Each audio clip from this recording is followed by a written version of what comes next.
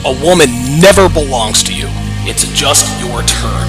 You lost your edge, she lost attraction for you. That's how it works. What'd you think she was gonna do? Tell you she cheated? Men cannot afford to get complacent in relationships. Get your fat ass off the couch, start lifting weights, and learn game. You're welcome. And now your man, Donovan Sharp. What's up, guys? It's your man, Donovan Sharp, and welcome to the 1203rd edition of TSR Live, your daily dose of toxic masculinity, misogyny, and small dick energy. It is Monday, November the 17th of 2025. It is good to have you in today. We are a little more than a week away from Thanksgiving, so very, very happy about that. Obviously, I'm going to have to break ranks from the gluten-free gluten-free lifestyle that I have been living. Good to have you guys all in here today. Let me just quickly address, not that you guys care or that it really matters, because you guys have your own lives to live. But a lot of guys have been asking, "Hey, Donovan, you haven't been live streaming. As much lately, on and off Patreon, blah blah blah blah blah." I'm just gonna keep it real with you guys. It's been busy. I've got two other businesses that I run, and I'm starting to allocate more of my time to those businesses, because what I do now, this is no longer profitable. It isn't, and it's fine. Listen, man. This particular business had its run, and I'm not saying that I don't make any money on doing the Donovan Sharp thing. But I would probably say between 60 and 65% of the nest egg that I have set aside for me and Devin's retirement came from the Donovan Sharp empire, so to speak. But listen, the money, the profits have dried up, obviously, which is fine. It is what it is. Nothing lasts forever. And so, but I'm never going to stop doing this, because I know that men need help. And I like talking to you guys. This is cathartic. It's therapeutic. I know a lot of you guys like to call in and mix it up. So I'm never going to stop doing this. But the reason why I have not allocated as much time to this is because it's just not as profitable anymore. And I'm not going to do something. I'm not going to spend an exorbitant amount of time on something that's just not profitable. And when I do something, I want to do it right. I don't want to just come on here and just be talking shit just to be getting stuff online. No, if something is not as profitable, then I've got to switch my attention to other things. Another reason why I have been noticeably absent lately is because we have family in town. We have, oh boy. It's definitely not a permanent situation. It's definitely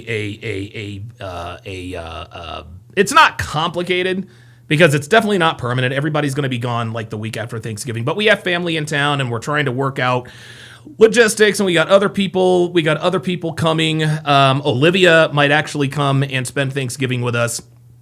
And so we're trying to work on all that. But yeah, listen, my health is fine. I'm good. I'm probably working a little bit more than I should. I'm probably working between 12 and 14 hours a day. But it is what it is. I've got to do what makes me, what is the most worth my time. And a lot of people sort of, stake a man's worth. Of course, you get the comments, you get the trolls. Oh, you're not relevant anymore, and people have run out of bad things to say about me, so they make fun of my analytics, right? Well, your analytics are, or you only have 111 people watching. Okay, yeah, it is. And listen, my channel's irrelevant. I'm not making money on YouTube anymore. It is what it is. It is what it is. I'm not tripping. It is, and like I said, guys, I've made all the money. I have all the toys. Devin has one car. Technically, one car is Devin's. The rest are mine, but I let her use the other ones. I've got all the cars. I've got all the toys. I live in a house that is obviously way too big for Devin and I. We have all the space. We got all the toys. As a matter of fact, Devin and I, as Walter makes an appearance, I will not be around this weekend, because the lovely and talented, this is why I love Devin to the moon and back. This is why I love her to the moon and back. This bitch went out and got two tickets weekend passes to the Las Vegas Grand Prix. That is exactly right. Your boy is going to be in Las Vegas for the Las Vegas Grand Prix. Let me do another Don DeMarco. Love it. Love it. Love it, love it, love it, love it, love it. And so, listen, obviously, Devin and I we're big F1 fans. We have been since the first season of F1 Drive to Survive. It's something we love to do, sort of a bonding thing for us. And it was sort of a surprise. It was kind of a surprise, and I was like, oh my God, are you kidding? And this is funny because this was on our bucket list. Like, Devin and I had not, and here's the thing, guys, I have no idea how much she spent on those tickets. Obviously, she is the one that paid for those. But this was on our bucket list. And for her to plan something like this, and for her to sort of treat me the way she's treated, this is why I call her my wife, man. This is why I call Devin my wife. This is why I call her my wife, man, because she's taken care of me. She's taken such good care of me from day one. And she's done. Dude, she took me to Hawaii on vacation. She took me to an Eagles game. And like, listen, I've got all the toys, the suits. I've got a million pairs of sneakers. I've got all the stuff. But Devin knows that I value experiences more than I value material possessions, and so she sort of leans into that. So I will not be around this weekend, as Devin and I will be in Sin City for the Las Vegas Grand Prix. Her and I, and there isn't a driver we don't like. We like all the drivers, but the driver we like the best is Lando Norris. That is our guy. We like everybody. We love Max. We love Lewis, Lando, Oscar. We love everybody. But the driver we like the most for right now is Lando Norris. So we will be pulling for the Papaya number 4 out on the streets of Las Vegas, out on the Las Vegas Strip. But yeah, like I said, it's my health is fine. I'm not in any sort of, no, it's just I'm allocating more of my time to the things that pay me the most money. But like I said, I'm never going to stop doing this as long as there are things to talk about within the Red Pill space. You guys will certainly see me. But yeah, that's pretty much what's been going on. So looking forward to getting back into the swing of things. I will be uploading to Patreon a little more frequently as I check out the. I'm looking at SportsCenter. Of course, I don't know why everybody gets to play the fucking Raiders when the games matter. Like the Eagles, we don't get to play the Raiders until the games don't matter anymore. Swear to God. Yes, the Philadelphia Eagles, your Philadelphia Eagles, are the number one seed in the NFC, despite the media's best efforts to convince everyone that the Eagles are in big trouble. The Eagles, it's funny, we've beaten all of the good teams. Yeah, we have 2 losses, so does everybody. But now that they're running out of things to talk about, now what they're saying is, well, the Eagles remind us of last year's Kansas City Chiefs. I can't get over it. It is what it is. But the order of the day is our friend Akaash Singh. Oh, Akaash Singh. We will get to him in a minute. Let's go ahead and read the super chats. Dr. B, 84 with the $50 super chat. He says, donation for the savage barbecue cooking you are about to do. Yep. Absolutely. I'm going to, oh my God, I cannot wait. Snotus 12 with the $10 super chat says additional funds for the Cookfest. Absolutely. Appreciate that very much. Lemon Squeezy on the Rumble side says Devin is such a sweetheart. She truly loves you. Love to see you guys happy and thriving. Yeah, listen, man. Listen. We live a great life. We live a quiet life. Obviously, those of you guys who have followed me over the years, I used to do Fresh and Fit about once every 6 weeks. Now, I've been on Fresh and Fit 50 some odd times, and I'll be on Fresh and Fit again at some point soon. We're just out here living our lives, guys. You know, we like to visit parks. We were just at Lake Tahoe the other day. And guys, like, I'm not the type of dude who's going to post all of our activities. Every once in a while, if I happen to have my phone out, and we were in South Carolina last weekend. I was like, hey, you know what? Let's post a selfie, let everyone know that we're at her brother's wedding. Hey, blah, blah, blah. But I'm not going to post, hey, this is an awesome meal we're having at this restaurant. We're trying. Listen, man, we live a great life. We do. But I'm not like every once in a while I'll flex just to, I guess that's because you're what you're supposed to do if you're a social media influencer, I suppose. But we live a great life. I don't post pictures of our cars or where we go or what we do. That's just not what we do. That's just not what we do. But trust and believe, man. Trust and believe. Life is good. Life is very, very good, and life is going to get even better this weekend when we go down to Las Vegas for the Las Vegas Grand Prix. Incidentally enough, Las Vegas is the site of today's Monday Night Football game. Hopefully. Dre Raven says, didn't realize the refs were helping the Eagles. Let me address that. It is what it is. It is what it is. Listen, man, look, I try to be as objective a fan of anything, right? You guys have heard me talk about, and a lot of people talk about, the referee biases towards the Kansas City Chiefs. That appears to be self-correcting, so to speak. The Eagles benefited from a bad call yesterday. There ain't no two ways about it. That was not pass interference on Yassine versus A.J. Brown. As a matter of fact, I thought it might actually be offensive pass interference. We got a good, listen, man, hey, look, we are the beneficiary of a bad call. There's nothing I can do about it, okay? The Eagles are not going to say, hey, look, NFL, we're going to vacate the win because of the bad call. No team is going to do that. The Kansas City Chiefs damn sure aren't going to do that. But consider this. The Eagles' defense was so on point yesterday, even if A.J. Brown had been called for that offensive pass interference and we had to punt, did you really think the Lions were going to just drive down the field and score a touchdown and maybe get a 2-point conversion? Of course not. Of course not.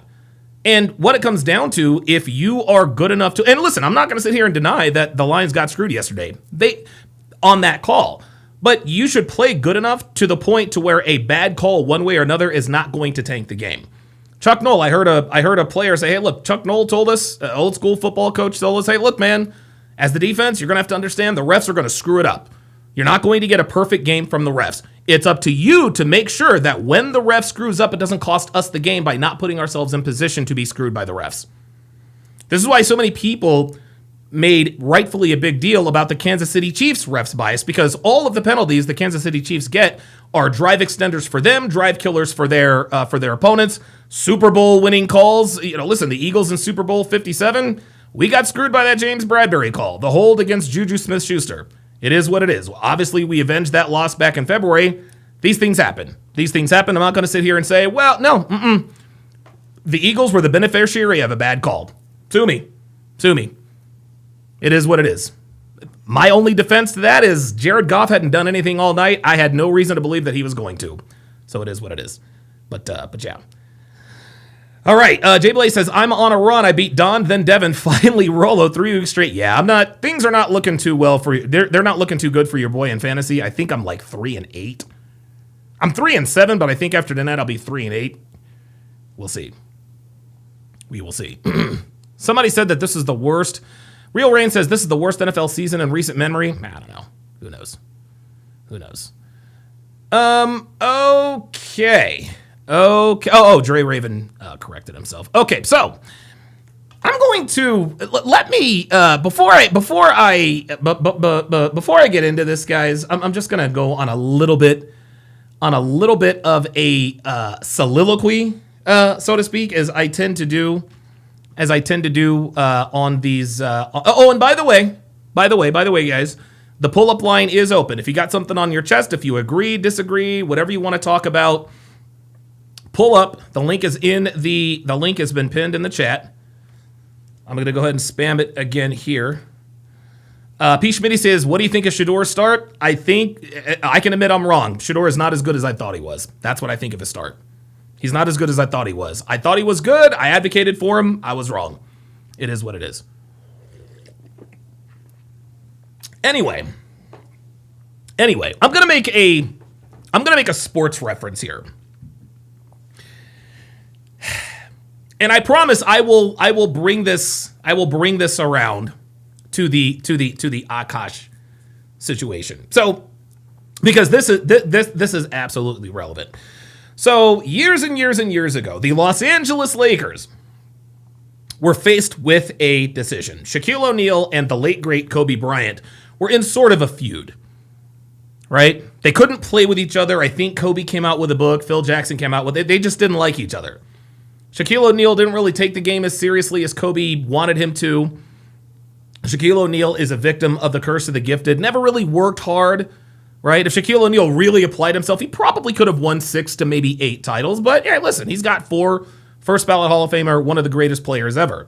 Well, Kobe didn't like the fact that Shaq didn't really take the game as seriously as he did. And so the Lakers were faced with a choice. They said, okay, do we want to keep the older, aging, not serious Shaquille O'Neal, or do we want to go with the younger, more motivated Kobe Bryant? Well, they decided to go with Kobe Bryant. The Lakers were chastised for it. How could you?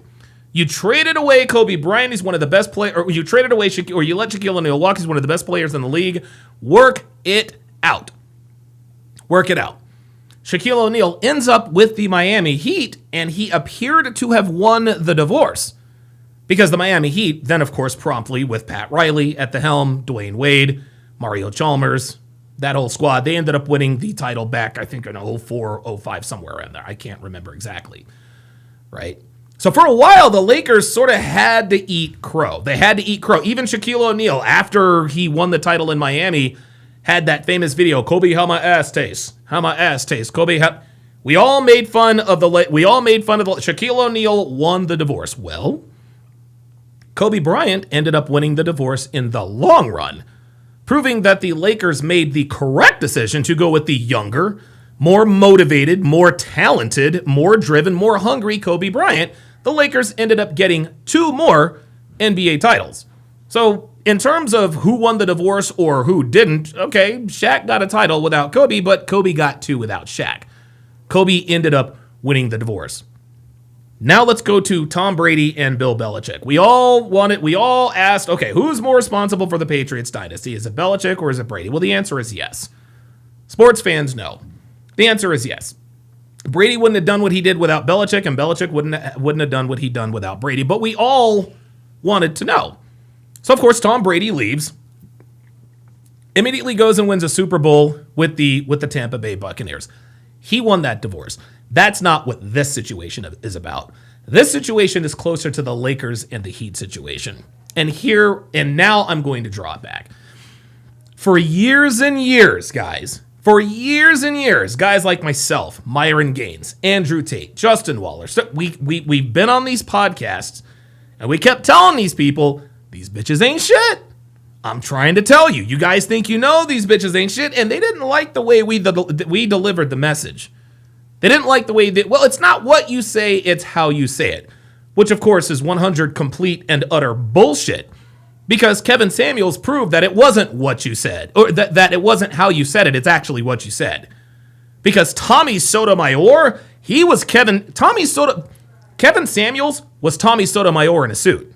Let's not forget that. Listen, we can all pay homage to the late, great Kevin Samuels, but let's not sit here and pretend that he didn't get a lot of his material and a lot of his mindset from Tommy Sotomayor.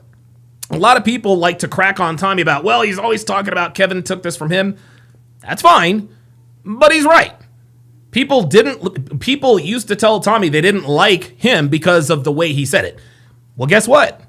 There was another reincarnation of Tommy Sotomayor, but this time it was Kevin Samuels. And surprise, surprise, these bitches still didn't like him. Yes. Oh, yes. Let the countdown begin.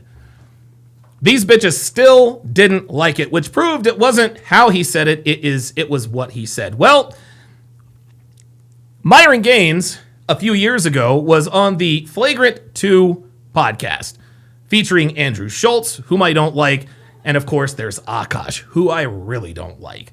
And you guys know me. Anytime I hear stories about a man who gets used or abused or lied or is a victim of paternity fraud, my heart goes out to people like that, right?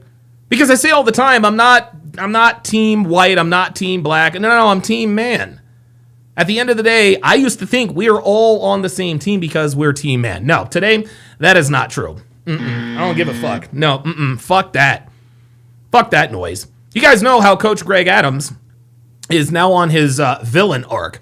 I'm not saying that I'm on my villain arc, but I'm jumping off of this, hey, we're all men, we need to stick together. No, fuck that. I ain't sticking together with no goddamn body. I don't give a fuck. We all told Destiny years and years ago what was going to happen with Melina, and then it happened. I felt not 1 ounce of pity for Destiny. You want to know why? Because Destiny speaks out against us. I'm not going to feel sorry for a man who talks all this shit about me, Myron, and everybody else who tries to spread the truth about dealing with modern women. So when they end up getting got, I'm not going to be the one, well, let's not. And guys, here's the thing. I was actually on that. Hey, let's lay off of Destiny. He's going through a hard time. Listen, I'm retracting that statement. Fuck Destiny and fuck Akaash and fuck any man who speaks out against us. Fuck them and fuck you too. I'm happy that Destiny got cheated on by Melina. And I will be happy when Akaash gets cheated on by his whore of a wife.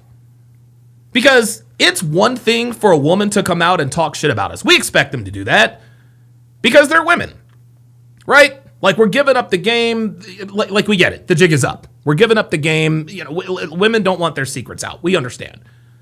But when you have men who team up with women and crack on guys like us, they call us names and call us corny and do it with such bravado and such confidence. And then to see them fall on their face, I'm going to be human. I'm not going to sit here and say, nope. When Akaash's wife cheats on him, I'm going to point and fucking laugh at this idiot. I'm going to point, I'm going to laugh, and I'm going to make fun of him. I don't give a fuck. Donovan, that's not the right thing to do. Maybe not. Don't give a fuck. Don't give a fuck. Because at the end of the day, guys, I'm sick and tired of men talking shit about our community. I'm done. And oh, by the way, has anyone heard from Hafiz lately? You remember Hafiz? Hafiz went on this little world tour against the red pill. Come to find out, not only was Hafiz likely a virgin, this man abandoned his family's religion for his wife. Hafiz's relationship is going to be in major, major trouble. And chances are we probably won't know about it. Why? Because he doesn't want people telling him, I told you so. Even with the case of Destiny, Destiny still doubled down. Melina left this man for a dude who wears a dress, and he still talks shit about the red pill. Now, Myron says he gets along with Destiny. I don't know if he's friends with him or likes him or not. I'm sorry. I don't know how or why he doesn't. Maybe it's because, I don't know, maybe Stephen Bonnell, aka Destiny, deals with Myron in good faith. Right? Maybe he deals with Myron in good faith. No, fuck that dude. Fuck that dude. Fuck him, the men and the women that have anything to do with him. I don't give a shit. Fuck him. And the next time Destiny has a fucked up relationship, I'm going to point and laugh at his dumb ass too. Because he fucking deserves it. Just like this fucking guy. And you're about to find out why. So what we're going to do first, we're going to watch several videos. We're going to watch several videos here. We're going to watch several videos. The first video we're going to watch is Akaash. And we're going to watch this video again. We're going to watch this video again because I'm going to play it during the podcast where his wife literally clowns him. Right? But this is the first video. It's entitled, Watch My Husband Set the Bar So High You Can't Even Reach It. Let's take a look. First of all, I want to say to Amma, happy birthday. Thank you so much. All of this is possible because you told me I could do anything that I wanted. Oh boy. And the best decision I ever made in my entire life was to marry this woman right here. His birthday it is in 2 weeks. And I love you so much. And the only regret that I have is that I only got to marry you once. Oh. I want to make a little quick announcement that He only got to marry. So what are you trying to pay her double alimony? What are we we're doing? going to get married again. We're going to renew our vows in India next year. You girls want to come to that? Does that sound fun? And since I am renewing my vows, I think the only thing you can do Oh my God. is propose again. Oh my God. Obviously, Jasleen Singh, will you be Her name is Jasleen. Oh boy. Jasleen Singh forever again? Yes! Oh my god! Okay, she appears. Call me crazy, but Jasleen appears to be more enthralled with the ring than the prospect of being married again. Right? She's not even looking at Akaash. She's like, oh my god! Take that drinky thing off. That drinky Did you guys know this? Yes! Oh my god! How big is this? Look at this. How big is this? Not, baby, I love you, and I'm so glad we get to declare our love for each other. Just one more again. How big is this ring? Big enough for you to shut up every time I tell you. Thank you so much. Oh, listen to him. Big enough for you. Oh, wait a minute. I didn't catch that. I ain't catch that. Was this Akaash trying to be a man and then all of a sudden the video cuts? Watch this. How big is it? She says, big enough for you to shut up when I tell you to, and then the video cuts. Watch. Tell you. This is absolutely funny. I wonder, I would like to get the unedited version of this. Listen to this. Oh Listen. my god! Listen to this. How big is this? Big enough for you to shut up every time I tell you. Oh, big enough for you to shut up every time I tell you to, and then the video cuts to this right here. Inquiring minds would love to know what happened between those jump cuts. Right? I would like to know what happened between those jump cuts, because he tried to be Captain Red Pill there, but all of a sudden, no, we can't show that. Can we? Snotus with the $5 super chat says, the lack of confidence and masculinity is oozing out of Akaash. Totally embarrassing. This is all bad. Let's continue.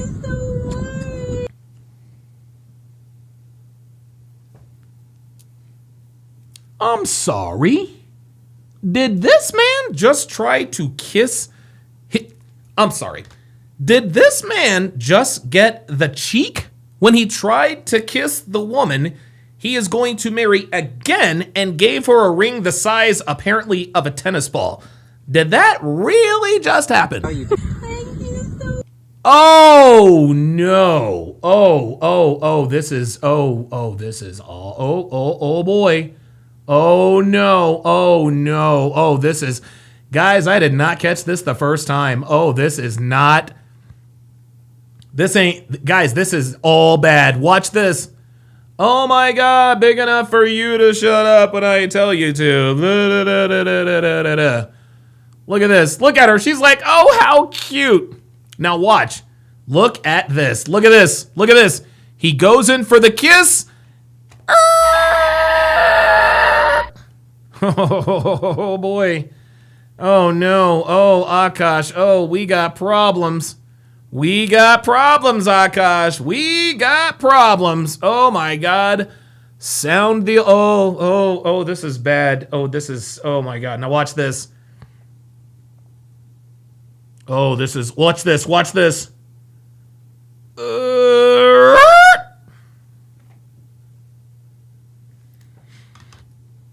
I tell you guys this all the time. Let me go big screen. It is physically impossible for anyone, much less a woman, to pretend to be sexually attracted to a man she's not sexually attracted to. This woman has not 1 ounce of sexual attraction for this man. I guarantee it. You are on camera. You know you're with Akaash, and you still cheek him when he tries to kiss you. And I promise you guys, this happened subconsciously. She wasn't even thinking about it. I promise you, when she goes online and she sees all this stuff, she's probably thinking, I don't even remember doing that. Of course you don't remember doing it. That's your firmware. That's your firmware carrying out your objective. Your firmware is like, okay, we're going to hug. Uh-oh, he's coming in for a kiss. We don't really like this man, so let me turn my head.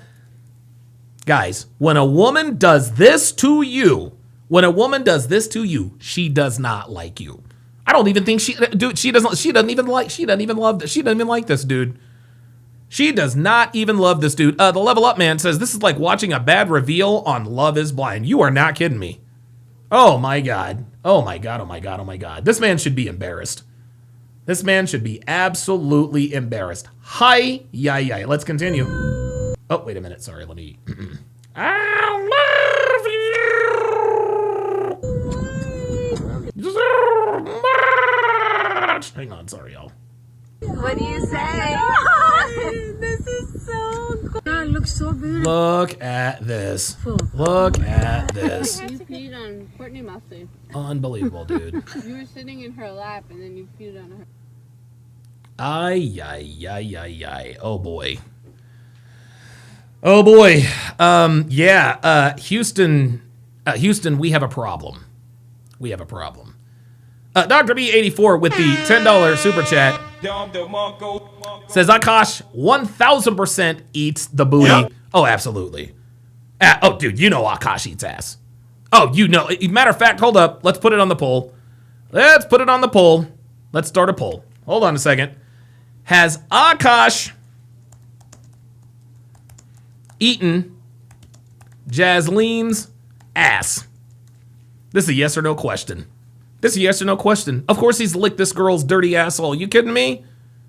Look, dude, look how she treated him. Look how she treated him. Wow. Now, let's do this. There was somebody in my Discord. This was somebody in my Discord who asked me, "Whoa, what's your problem with Akaash?" Right? The guy infiltrated our Discord, blah, blah, blah, blah, blah. Whatever. My problem with Akaash is that he's a monkey simp. He's a monkey simp who got all big and bad and bold, on Fresh and Fit when they were on the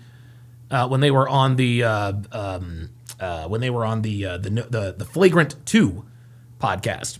So what we're gonna do now? This video that was sent in. This is from Too Lazy to Try.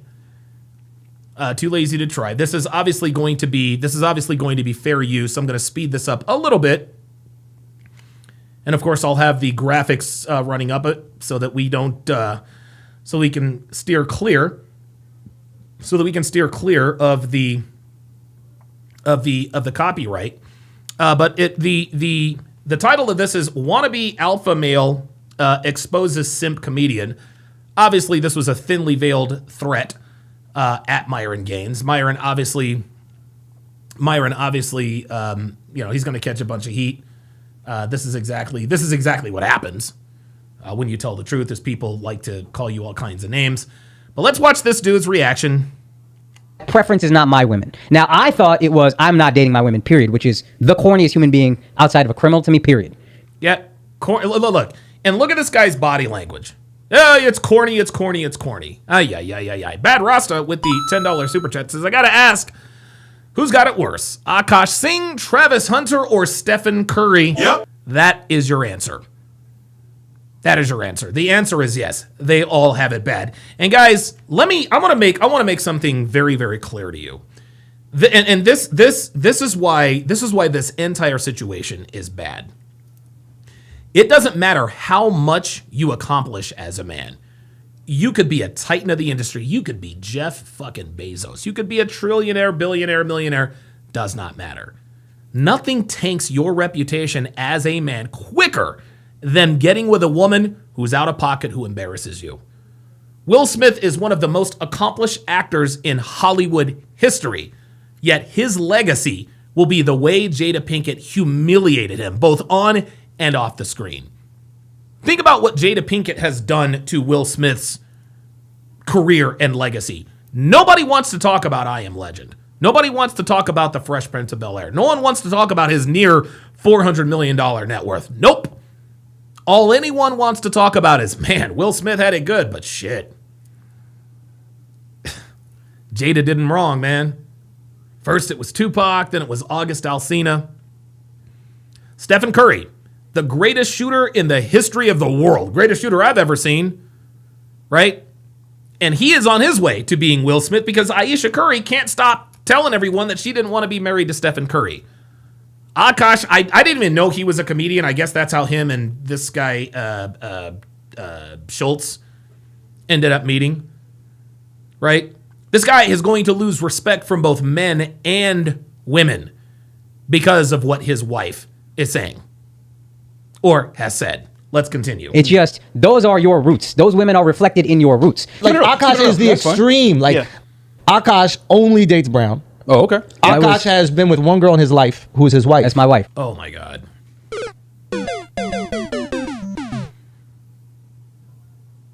Look at this guy. Look at how, let me take a screen grab of this. He's only been with one woman. That's my wife. As if that's some sort of a fucking flex. Akaash flexing that his wife. Let me back this up here. Akaash saying, well, the only woman I've ever had sex with is my wife. And look at his body language. That's my wife. Hold on, let me bring it out. That's my wife. Yeah. The only woman I've ever had sex with is my wife, goddammit. Yeah. What's up? What's up? And look at his body. Look how confident he is. Look how confident this fucking loser is. He's laid back. He's all relaxed. He's got the hand. He's all relaxed. The hand is, yeah, that's my wife. Yeah. Uh-huh. That's the equivalent of a woman bragging about all the guys she's banged. Well, I banged 378 guys. What? What you got now? Huh? Yeah. It's not a flex it's never been a flex for a man to say, well, the only woman I've ever had sex with is my wife. That is a giant L, especially given the revelations we now know about Jasleen. Let's continue. That's So this is like loyal through and through. The way I look at it is, you watch them you see them evolutionary charts from Neanderthal to Homo sapien. Yeah. Y'all are the first motherfucker out of Neanderthal. See, there it is. Y'all the first motherfuckers out of Neanderthal. See? You see how he's being all slick, talking shit to Myron's face. And it's interesting. I remember when I broke this down. Akaash actually acknowledged, well, listen, I'm not going to sit here and say that I'm going to talk shit and that I'm afraid. Yes, you are. The reason why you spoke the way you did disrespectfully to Minor is because you knew he wouldn't get up and put his fist through your monkey ass face. That's the only reason why. You don't have the respect. You don't have the respect of Andrew, Myron, or Fresh, and now it appears you don't even have the respect of your woman. Ay. But grow with your audience. Mature with your audience. Yeah, grow with your audience, mature with your audience. And I think Fresh and Fit had like 200,000 subscribers at this point. Now they're well over 1 million. Yeah, I think they've grown a little bit. Person in the relationship, whoever cares less has the leverage, and we want the guy to always care less. That's We want the man to wild. always That's have the leverage. childish as fuck. And you bro. guys, Childish as fuck. Listen to him. Look at the confidence he has. you guys might not like hearing is that. childish. But we truly feel. I'm not. that These you aren't have new beliefs, bro. You're not telling me some shit none of us have ever heard. We all heard this. I mean, I'm married. Akaash is married. Mark is married, right? Yeah. Like, it's possible. Now, granted, we It's possible, Andrew, but it's not likely. might call you in 10 years and be like, y'all were fucking right. You know what I'm saying? Did you hear that? You might call us in 10 years and be like, yeah, y'all were fucking right. Guess what, Andrew? It took less than 10 years. Let's rewind that. And it's funny, Akaash isn't laughing because his ass is still a blue pill. Just watch this. Right? Like, it's possible. Listen. Now, granted, we might call you in 10 years and be like, y'all were fucking right. You know what I'm saying? Y'all were fucking right. There's a little crimson capsule glimpse there. There's a little crimson capsule glimpse there, right? Akaash is the only person not laughing. Guess what, Andrew? It didn't take 10 years for us to get to this point. It only took a couple. All right, so 3 years ago, Fresh and Fit went on Flagrant, and Schultz and the whole crew, 3 years. especially Akaash, called them out for some of their controversial takes and how they run their show, which obviously started a beef that reignites every now and then. Yep. And it just did recently because Myron discovered Akaash's wife is trying to be an influencer and has her own podcast, which Myron's been having a field day with because she's the exact kind of girl they warn guys about, and she constantly humiliates Akaash on social media. Oh, hold up. I didn't see this. Hold up. Let me see this. Oh, look at this. Look at Akaash. Look at Akaash. Look at Akaash, my man out here getting triggered by jokes. How ironic. Well, don't worry about me, Myron. I got no issue putting a bitch in her... putting a bitch in her place. Really? You have no issue? And it's funny. Isn't it funny how these guys talk all this shit about the red pill, about how we're Neanderthals, yet when they try to flex like us. I know how to put a bitch in your place. Really? Like, right here? Let's watch this again. You know how to put a bitch in her place, huh? You guys know this? Yes. Listen. Oh. Listen. My God. You know how to put a bitch in her place, huh? What happened here? God. How big is this? Listen. Big enough for you to shut up every time I tell you to. Big enough for you to shut up every time I tell you to. Instant jump cut. Instant jump cut. But I'm supposed to believe you know how to put a bitch in her place? Nah. Stop the cap. No, nope. Sorry, Jeet. Yeah, I said it. Sorry, Srinivas. Sorry, Gupta. Sorry, bruh. Nope. This bitch targeted you. You happen to speak with an American accent. You happen to wear deodorant. And you happen to have more fans and money than the average man. That's why this woman married you. That's it. She didn't marry you because she loved you. She married you because, well, she wanted your money. Let's continue. She's the exact kind of girl they warn guys about, and she constantly humiliates Akaash on social media. Like, people just keep finding worse and worse clips, and it's painful to watch. Yes, it is. Snotus with the $10 super chat says, Akaash says, I'm a virgin millionaire. Gold diggers, target acquired. Gupta. ISS White Lion says, optimistic of Andrew to assume it would take 10 years. It never takes that long. It never takes that long. Abe Martinez says she doesn't even kiss him. No, she does not. I mean, this girl, she's up there with Jada Pinkett Smith, which she'd probably take as a compliment. That's how wild she is. So I just wanted to warn people before I get into this. The cringe is almost unbearable. Like, every guy watching this is going to die inside a little. So Akaash's wife, I think she's 10 years younger than him, and she's trying to be an influencer, so she doesn't make any money, but she spends his money like crazy. Most of her videos are like shopping vlogs and vacations. And when she was asked if they split finances, she said, his money's our money and my money is my money, which Akaash sounds really stressed out about. Like, she had him on their podcast, and he started flipping out about how she basically won't do anything except spend his money. For those of you who are new here, hi, my name is Justine. I'm a stay-at-home wife, but I don't cook or clean because I don't feel like it. And I don't cook or clean because I don't feel like it. But hold on. Wait a minute. You know what? Actually, you know what? Hold up. I'm just gonna make some markers here. I'm gonna make some markers here. Just always have the leverage. Just give me a second. Fuck, and you guys childish as fuck. Oh, and I like hearing that. Childish. But we truly feel. I'm not. These aren't new beliefs, bro. You're not telling me some shit none of us have ever heard. We all heard this. I mean, I'm married. Akaash is married. Mark is married, right? Like, it's possible.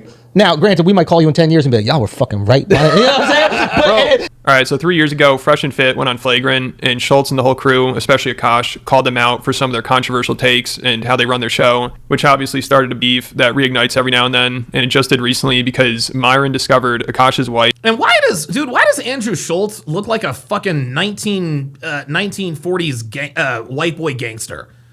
Like, I don't understand. Like, why does this guy look like he's about to get shot up with a Tommy gun in 1940s Chicago? I don't know. Is trying to be an influencer and has her own podcast. There we go. I got no issue putting a bitch in her place, Akaash says. No issue at all. So let me just, I'm just gonna, like I said, I'm just gonna make these markers. I'm just gonna make these markers just to make sure we keep these receipts. Just so we can keep these receipts. And it's funny, I'll bet you Akaash is dead fucking silent now. I'll bet you this dumb dude, I'll bet you this dumb G-ass nigga ain't saying shit now, is he? Oops, sorry about that. Which Myron's been having a field day. Dr. B84 with the $10 super chat says he is eating these words now. Yes, he is. With because she's the exact kind of girl they warn guys about, and she constantly humiliates Akaash on social media. Like, people just keep finding worse and worse clips, and it's painful to watch. I mean, this girl, she's up there with Jada Pinkett Smith, which she'd probably take as a compliment. That's how wild she is. So I just wanted to warn people before I get into this. The cringe is almost unbearable. Like, every guy watching this is going to die inside a little. So Akaash's... We're not going to die inside a little. Like somebody said in the chat, Real Rain says, oh, we didn't die. We lit up like the 4th of July. Yep. Yes, we did. Because again, guys, time after time after time, we tell these dudes what's going to happen. We told Destiny what was going to happen, and it happened. Okay? On podcasts, Myron looked at Melina and said, listen, man, like, you don't love Destiny. You don't love Destiny because of his personality. You love Destiny. You love Destiny because you saw a come up. You used his celebrity, his status, and his clout to get to where you are now. No one would know who Melina was if not for Destiny. Just like no one would know who this whore Jasleen is if not for Akaash. Now we all know who she is. Wife, I think she's 10 years younger than him, and she's trying to be an influencer, so she doesn't make any money, but she spends his money like crazy. Most of her videos are like shopping vlogs and vacations, and when she was asked if they split finances, she said, his money's our money, and my money is my money, which Akaash sounds really stressed out about. Like, she had on their podcast, and he started flipping out about how she basically won't do anything except spend his money. For those of you who are new here, hi, my name is Jasleen. I'm a stay-at-home wife, but I don't cook or clean because I don't feel like it. And my husband is a full-time stand-up comedian, and he buys me lots of nice things. When I say I'm tired, she can't just let me be tired. I travel, I work, and I'm very blessed to do what I do. But when I tell my wife I'm tired, I want her to say, I'm sorry, baby. I understand. That must be exhausting, buying me all these. Oh, whoa, wait a minute, Akaash. Hold up. Hang on a second. I'm sorry. Didn't you say you had no problem putting a bitch in her place?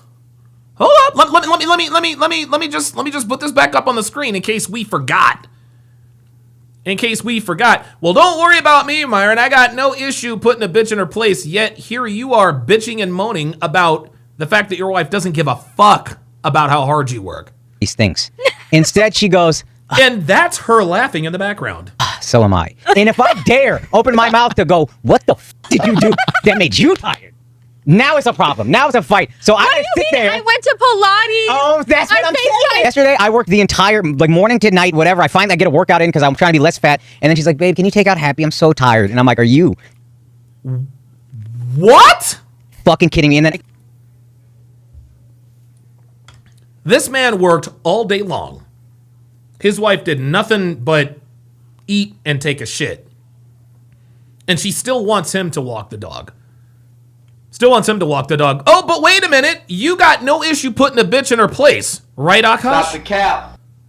You got no issue putting a bitch... Got it. Take you to Mew Me when you buy whatever you want. That's the bare... Excuse me. No, I didn't buy whatever I wanted. He limited me. I am on a budget, okay? Because you want a house that I don't care about. A house. In the Hamptons. This is the Hamptons. Yes. Together, all the Hamptons. And this girl's so out of control. She has hardcore feminists feeling bad for Akaash. Like, in one of her most popular TikToks, she's yelling at him because she doesn't have enough room in her closet for all of her clothes and handbags. Oh, please tell me, guys, this cannot be true. The top comments are like, I'm sorry for that man, and I'm almost never sorry for a man. And girl, please don't make me side with a man. Girl, don't make me agree with him, please. Do you know what my fucking husband just tried to do to me? Yeah. We're leaving. Oh, MIA. Shut up. We also just redid our closet. This is all her closet. She took the whole closet. Can you show? Yeah. I don't have space. Oh my God. I'm not doing that. Space exists. I'm not doing that. We were supposed to build a wardrobe, but Akaash didn't want to do it For because me, he's too because cheap. I took the smaller closet. Do you know how much fucking space he has? Look, utilize the shelves, you idiot. Akaash. Are you... Yo, this is... And I know a lot of you guys are probably confused. If a lot of you guys are watching this for the very first time, you're like, why is Donovan acting like he hasn't seen this video before? Because I haven't seen this video before. You guys know as well as I do. A lot of you, and in case you guys haven't followed me or watched me, whatever the case may be, when I react to these videos, most of the time I don't watch them. I watch them, the first time I watch them is the first time I see them is on here with you guys. The first time I see them is on here with you guys. I knew it was bad. I didn't know it was that bad. And now I'm going to open up the chat for anyone who wants to chime in. Again, if you have something on your chest, pull up, hashtag pull up. The pull up line is open, as you guys can see in the top, on the top right-hand corner. Let's continue. For real, I like my clothes spread out. Then, no, but like, no. I don't want them all in the same rack. So it's really bad. And this is crazy. She called him an idiot. Shaughnessby says, wow, she has absolutely no respect for him whatsoever. This relationship is already doomed. Yep. it just keeps getting worse. You know, I'm sure people are stressed out just watching this, because also when she's not spending Akaash's money, she's publicly humiliating him on social media to try to make her own money and jumpstart her career. I mean, she has this dude completely wrapped around her finger because also she's the only girl. Duraco says, it means he is faithful to his wife. I don't see that as an L. No, it's not an L, Duraco, that a man is faithful to his wife. It's an L when a man is faithful to a wife like this. What the fuck are you doing being faithful to a whore who doesn't cook or clean? Right? So I guess Duraco21, and listen, shout out to you for trying to be a Bible thumper. And guys, if you're watching me for the very first time, spare me the moral cathedral, good man, good character bullshit. I don't give a shit. I'm not into the, dude, I am not into the good man, good moral character bullshit. No, I don't give a shit. Stop all of that. He's ever been with, and looks-wise is out of his league, which comes with a price, literally. So she knows she has all the leverage, and she acts like it. I mean, Akaash, he's out there working all day so he can afford her lifestyle, while she sits at home reminiscing about her time in college. Sometimes I get so painfully nostalgic for college. So for context, I went to college from 2011 to 2016. From 2011 to 2016. Let's do the math. 11, 12, 13, 14, 15, 16. I'm sorry. You mean to tell me this bitch went to college for 6 years? You went to college for 50% longer than the average college slut? Bruce Owen Wayne with the $2 super chat says Don DeMarco. Tai Chi Joe Lamp says, I hope he had a prenup. You know he didn't. He ain't smart enough for that. He ain't smart enough for that. Was popping my pussy and living my best life in these. What? No, this can't even be. Into 2016, I was popping my pussy and living my best life in these white boy frat houses, and I had a roster of guys that I would rotate through. So it's like, sometimes it like literally hurts my heart. And when the nostalgia is that painful. My wife also hadn't had any sexual partners, so that helped us connect a lot more. Oh!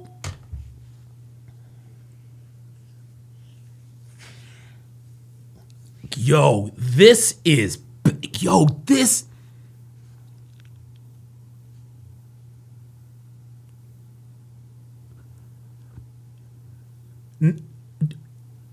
Oh my God.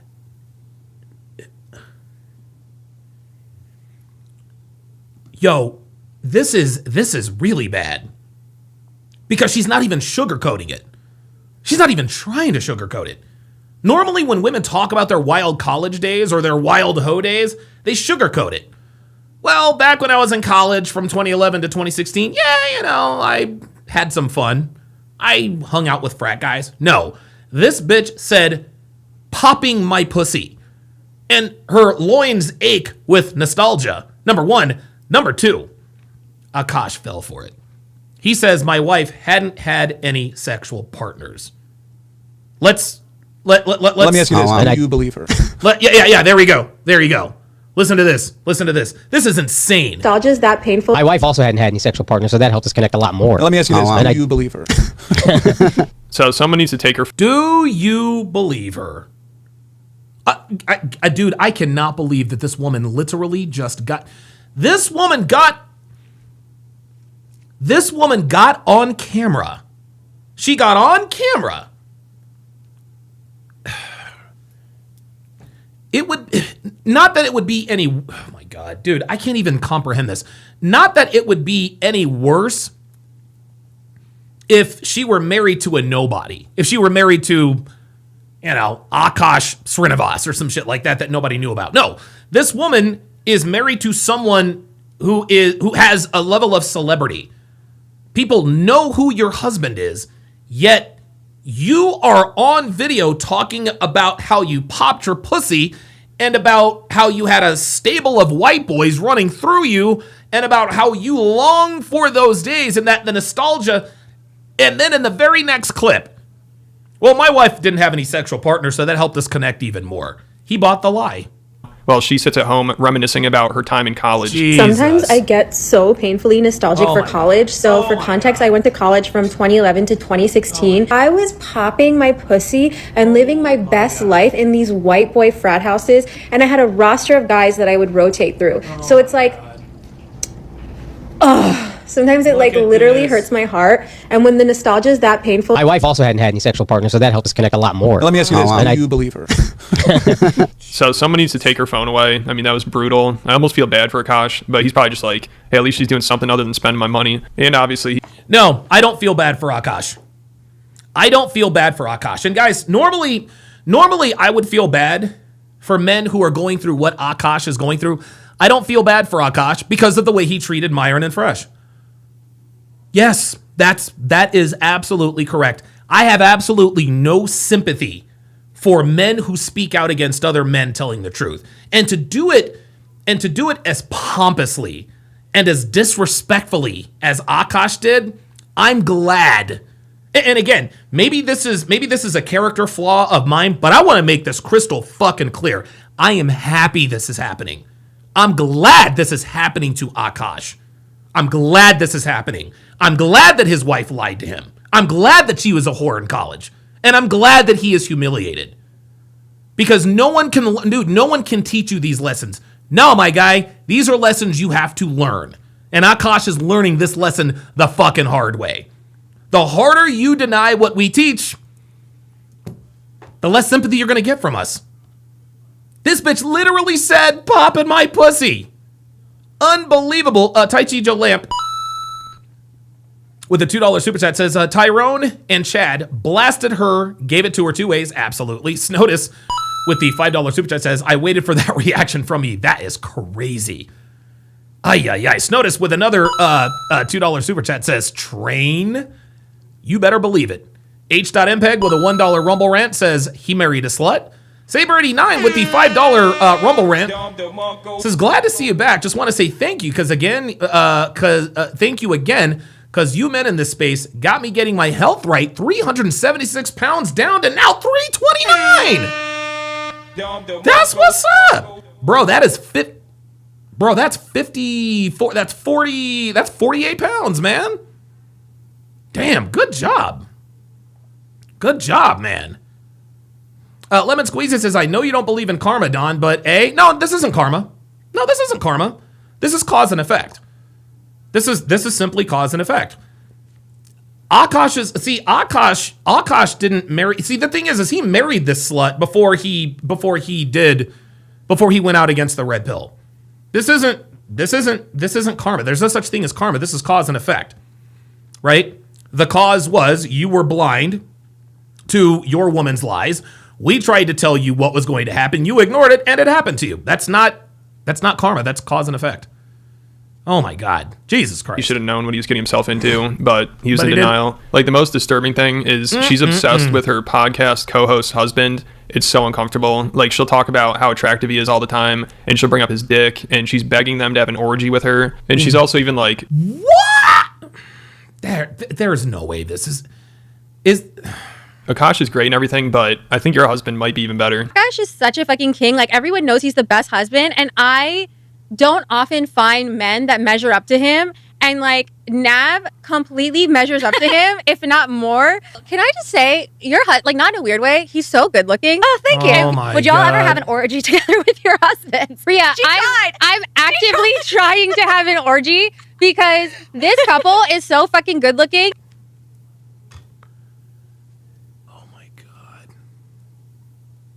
Oh my God. I can't believe, I don't understand. This is really bad. Guys, this is beyond anything I could have ever comprehended. This is incredible. This is unbelievable. And the thing is I was actually going to react to that whole podcast. I was going to react to that whole podcast. Kyle 2020 with the $5 super chat says, Andrew Schultz looks like he has a brother named Mario. Yeah, right. Bad Rasta with the $5 super chat says, you might not believe in karma, Don, but hey, when you put evil into the world, it comes back and it gets worse. No, nope. Still disagree. Guys, there's no such thing as karma. Karma is like karma. Guys, I want you guys to understand, and I'm not trying to be funny or facetious here. Karma is cope. Okay. Karma is cope. Karma is something that people who have been wronged, it's something that they hang on to make themselves feel better about a wrong that has been done to them. That's the bottom line. Oh, I got Jay Blaze in the chat. I'm going to get to him. I'm going to get to him shortly. Okay? There's not some cosmic force that caused Jasleen, Akaash's wife, to come out and start talking shit about him. No, she's a slut. She's a whore. This is what sluts and whores do. The cosmic forces of karma are not controlling her behavior. She is. Trinity Boy 32 with the $5 super chat, as I just lost it, says, would not be surprised that this woman is monetizing herself on the side. Listen, listen, she won't, because she's married to Akaash. She is going to be set for life, so she doesn't have to show her butthole on OnlyFans, but you never know. Dana Gonzalez with the $5 super chat says, there's a handful of you men in the RP trying to help these men, and they still want to learn the hard way. No sympathy. Absolutely. And it's not like Akaash respectfully disagreed. He didn't say, okay, guys, look, I know you guys think of it this way, but not all women are like this. I respectfully disagree. No, he called them corny. He called them Neanderthals. He called them immature. He was talking all that shit. Yeah, who's corny now, motherfucker? Who's corny now? All right, let's go to... Oh, what happened to Jay Blaze? Where? Oh, there you go. Jay Blaze, what's going on, brother? Oh, wait a minute. Can you hear me? Yeah, I can hear you. Can you hear me? Can you hear me? Can you hear me? I think Jay Blaze needs to jump out and then jump back in. I think we're having a little bit of trouble with your connection. Real Rain, pardon me, 89 with the $5 super chat says, no matter what country a woman is from, Western feminism breaks every tradition. Yep. Absolutely. All right, let me see if I can add Blaze again. Oh, all right, he dropped out. Okay, call back in, Jay Blaze. The line is ready. Panda Trucker, member for 25 months. Says, missed you, Big Don. Glad to see you back. Absolutely. Epic Fails Comedy says, save him, bro. No. No. Fuck that. Fuck him. I'm not saving no goddamn body. Fuck him. No, fuck him. Dude, Myron and Fresh tried to save him 3 years ago. And he was disrespectful. He called him names and he was pompous with it. No, fuck him. Fuck him. And honestly, and I'm being dead ass, I hope she takes him for all his goddamn money. Because motherfuckers got... Here's the thing, y'all. Here's the thing. You might think money and status and celebrity absolves you from the red pill. You might think you're the exception. Look, bruh. One way or another, you gon' learn. You gon' learn. You don't have to take it from us. You don't have to acknowledge that what we say is the truth. You ain't got to do that. Your ass gonna learn one way or the motherfucking other. Real shit. You gonna learn. You gonna learn. Akaash is finna learn. Sorry. And you haven't seen Nav yet, but wait till you fucking see him. His body goes crazy. His face card always slays, never declines. And it's kind of weird because I'm talking about your husband. No, I kind of look at it, but I'm like, us for it? Okay, maybe. I just know that Nav's dick is like at least 10 inches. You would only be down for an orgy if or it's thick. It's thick. I'd only been down for an orgy if... Yeah, so this is just sad to see. Are you kidding me? Are you serious? Your wife is on a podcast talking about how she has made a play to have an orgy with another woman's husband. Oh, looks like Jay Blaze is back. Okay, all right. I see you and read you loud and clear. Hey, what's going on, brother? How you doing, man? Hey, dude, how crazy is it that Akaash is willing to be for his own life? Oh, man. Say that one more time, Jay Blaze. How crazy is it that Akaash is going to rate a 6'5" former be rated his own life? Damn. How loud is that? Yeah, Jay Blaze. Let me go to Phoenix Light Games. PLG, what's going on, brother? How you doing, man? I'm doing good. I got the fresh cut. Yeah, I was gonna say you got the fresh cut going on. What's up, brother? How you doing, man? This is a dumpster fire to the max. Bruh. This is, like Dana Gonzalez said, man, I feel no sympathy for Akash, man, because like none. They were there, like Myron and Fresh. They tried to warn him. They tried to warn him. Yes, they did. They told him the skills. They told him the methods and what he needed to do in order to properly vet properly to vet the woman he was with, and everything like that. But just like Destiny, just like all these guys who we try to tell them going to happen, and again, Myron is vindicated once again. I don't understand why. It's like they want to prove It's like I think these guys are just so upset. Oh, you know what? Actually, you know what it is? I think Akaash thinks. I think Akaash has the same. I think he had the same feeling as Hafiz when he debated Pearl on Tainment and everything like that. The reason why Hafiz despises the red pill is because he thinks that since he got his wife without using the red pill, he thinks that the red pill is bullshit and he never really needed it. But I'm glad that I'm surprised nobody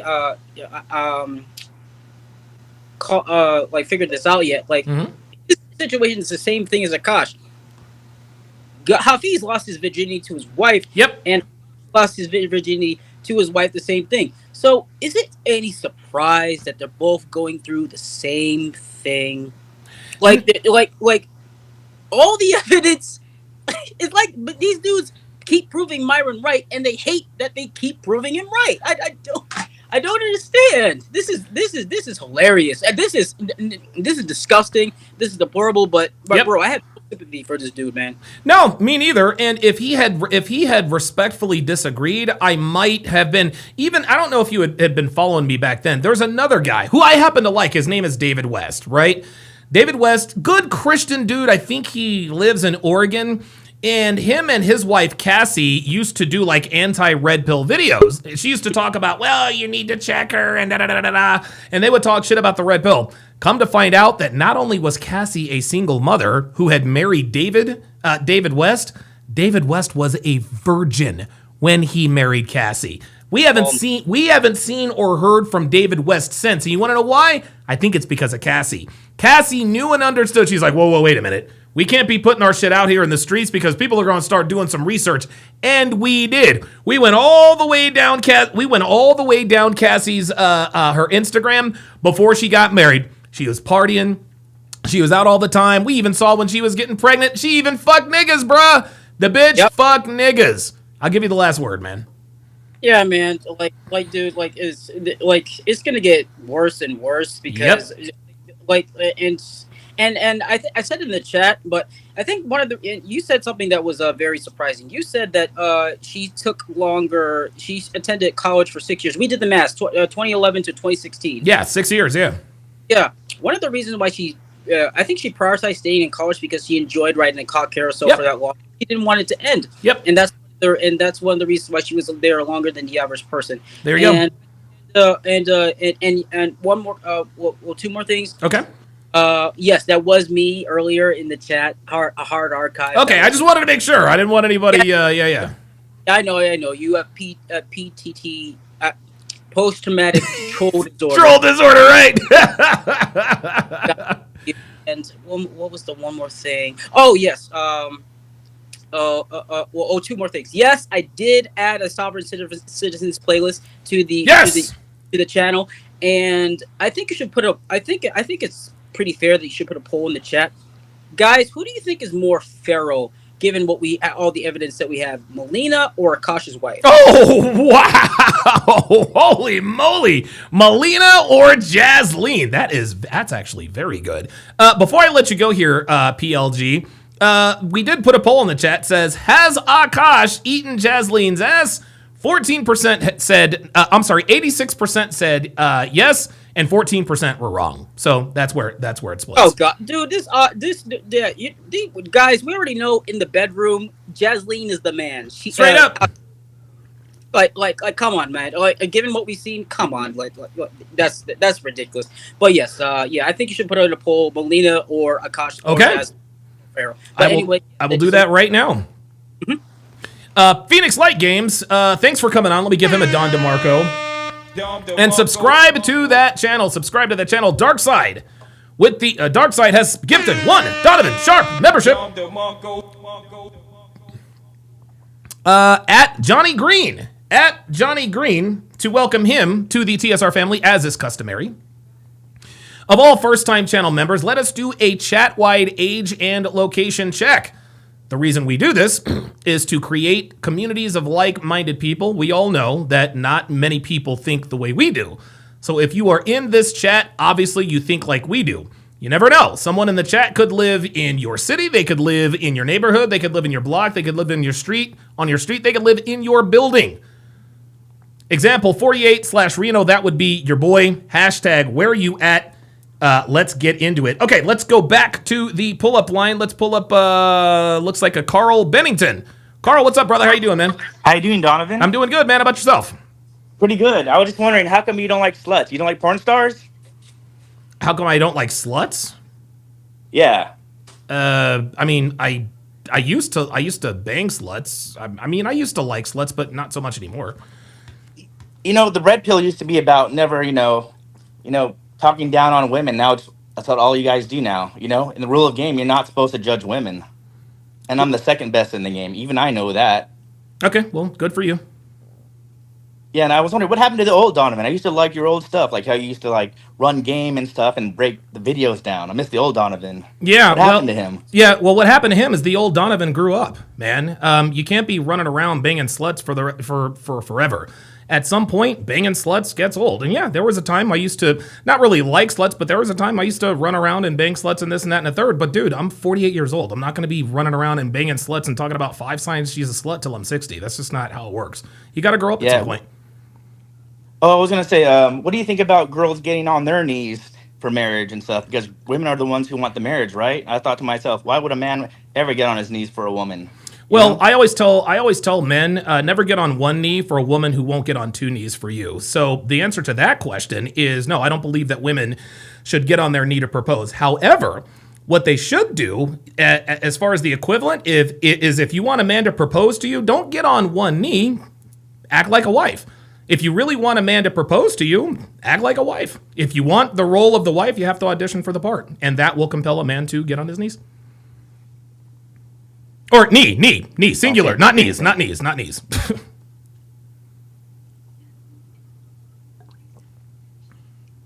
You there? Carl, you there? I'm here. Any other thoughts? A little bit. What was that? Any other thoughts? Because I got other callers. Yeah. What do you think about breaking up with your girlfriend after 6 years in the common law marriage thing? 7 years is like when they consider it marriage, right? No, that's consider that good thing. Okay, number one, not every state. Hold on, let me switch this. Not every state recognizes common law marriage, but if you are going to be with and this is why I tell guys, do not cohabitate in a state that recognizes common law marriage, because just like you pointed out, after 7 years, they will consider you man and wife. So if you are going to cohabitate with a woman, make sure you do it in a non-common law marriage state. This is exactly why Devin and I moved to Nevada and not to a state that recognizes common law marriage. Yeah. I realized, I tried out some new game, and the new game I tried was like wiggling $1 and put it back in my pocket. Okay. You should see their mouth just drop with thirst. And I just learned that all women are actually all gold diggers. Yeah. To a certain extent. Yeah. And I was actually something I also learned too was I was trying to teach a lesbian some game. She says, "Oh, all women are nice guys. That's what women want." And then her eyes lit up, and I just learned, dang, the blue pill is actually inherited in their hardware. That there is no conspiracy against them, no conspiracy against men. Yeah, I just start learning things, My eyes just start wide opening. No, yeah. And I actually see here in the chat, Sean Moore says only 9 states recognize common law marriage. So odds are pretty good. Now, even if I always recommend, Carl, you should, how can I put this? You should not, and it's almost like a do as I say, not as I do. But if you are going to cohabitate with a woman, number one, make sure you do it in a state that does not recognize common law marriage, number one. Number two, you have to vet her for a period of no less than 1 year. You have to be with her for 4 seasons. So when you're out there, and listen, I don't know if this is really you in the picture. You look and sound like a pretty young guy. At some point, if you do decide to settle down, because who knows? I mean, listen, man. I mean, there are some men that are just gonna, bang sluts until they die, but that's not the case. That's not the case with most men. But I will tell you this: whatever your name was, what's your name again? What is it? Bennington or whatever the case may be. When and if you do decide to settle down, or when you get tired of banging sluts, vet these women for a period of no less than 1 year. That is my advice to you. I mean, Andrew Tate also said, and I also said that I'm sorry. sluts are actually better mothers than regular women. Hold on. Are you telling me you know Andrew Tate? Oh, I've seen the interview. No. Didn't ask you that. I asked you if you knew Andrew Tate, because you just compared yourself to Andrew Tate as if you know who he is. No, bro, Carl, answer the question. Do you know Andrew Tate? Yes or no? Don't skate it. Do I know Andrew? Yes no, or I no? don't, but I know who he is. There he is. There it is. Oops, sorry about that. You know who he is. You said you're the second best in the game. Why don't you call up Andrew Tate and try to glaze him? Because this obviously is the wrong show for you. I mean, I can take his woman, and he knows that. Okay. It's internal higher value versus external higher value. Perfect. Internal higher value is behaviors. External behavior is I could actually AMOG him anytime. Everybody has a fucking Ferrari. He's no fucking different from anybody else. It sounds like you don't. Lambos and Bugattis all look the fucking same to me and to women. And guess what? I just fucking AMOG'd him. Guess what? I can just take his fucking girl any fucking time. Okay. If you no fucking challenge to me. Okay. Can you put yourself on camera, since you seem to be a badass here? Do you have the balls to do that? Not right now. I'm in bed now. Yeah. Oh no. Oh. So you have the balls to AMOG Andrew Tate, but you don't have the balls to come on to an irrelevant YouTube channel that has only 409 people watching, and you expect me to believe that you're the guy in the picture? Come on, man. Yeah, that's me. Prove it. Prove it? Yes. I can't right now. Yeah, of course not. Yeah. All right. Well, thanks, Carl. Thanks, Carl. I appreciate your contribution. Good luck out there slaying sluts. I'm sure you are the best in the game. Praetorian Guard, what's going on, brother? How you doing, man? Good, brother. How we doing? I'm doing real good, man. And listen, I do apologize for not having done a Hard R podcast in a while, but I will get back to it. I'll get back to it. Hey, man. This whole thing is a cautionary tale. I was Akaash. Yes. So was I.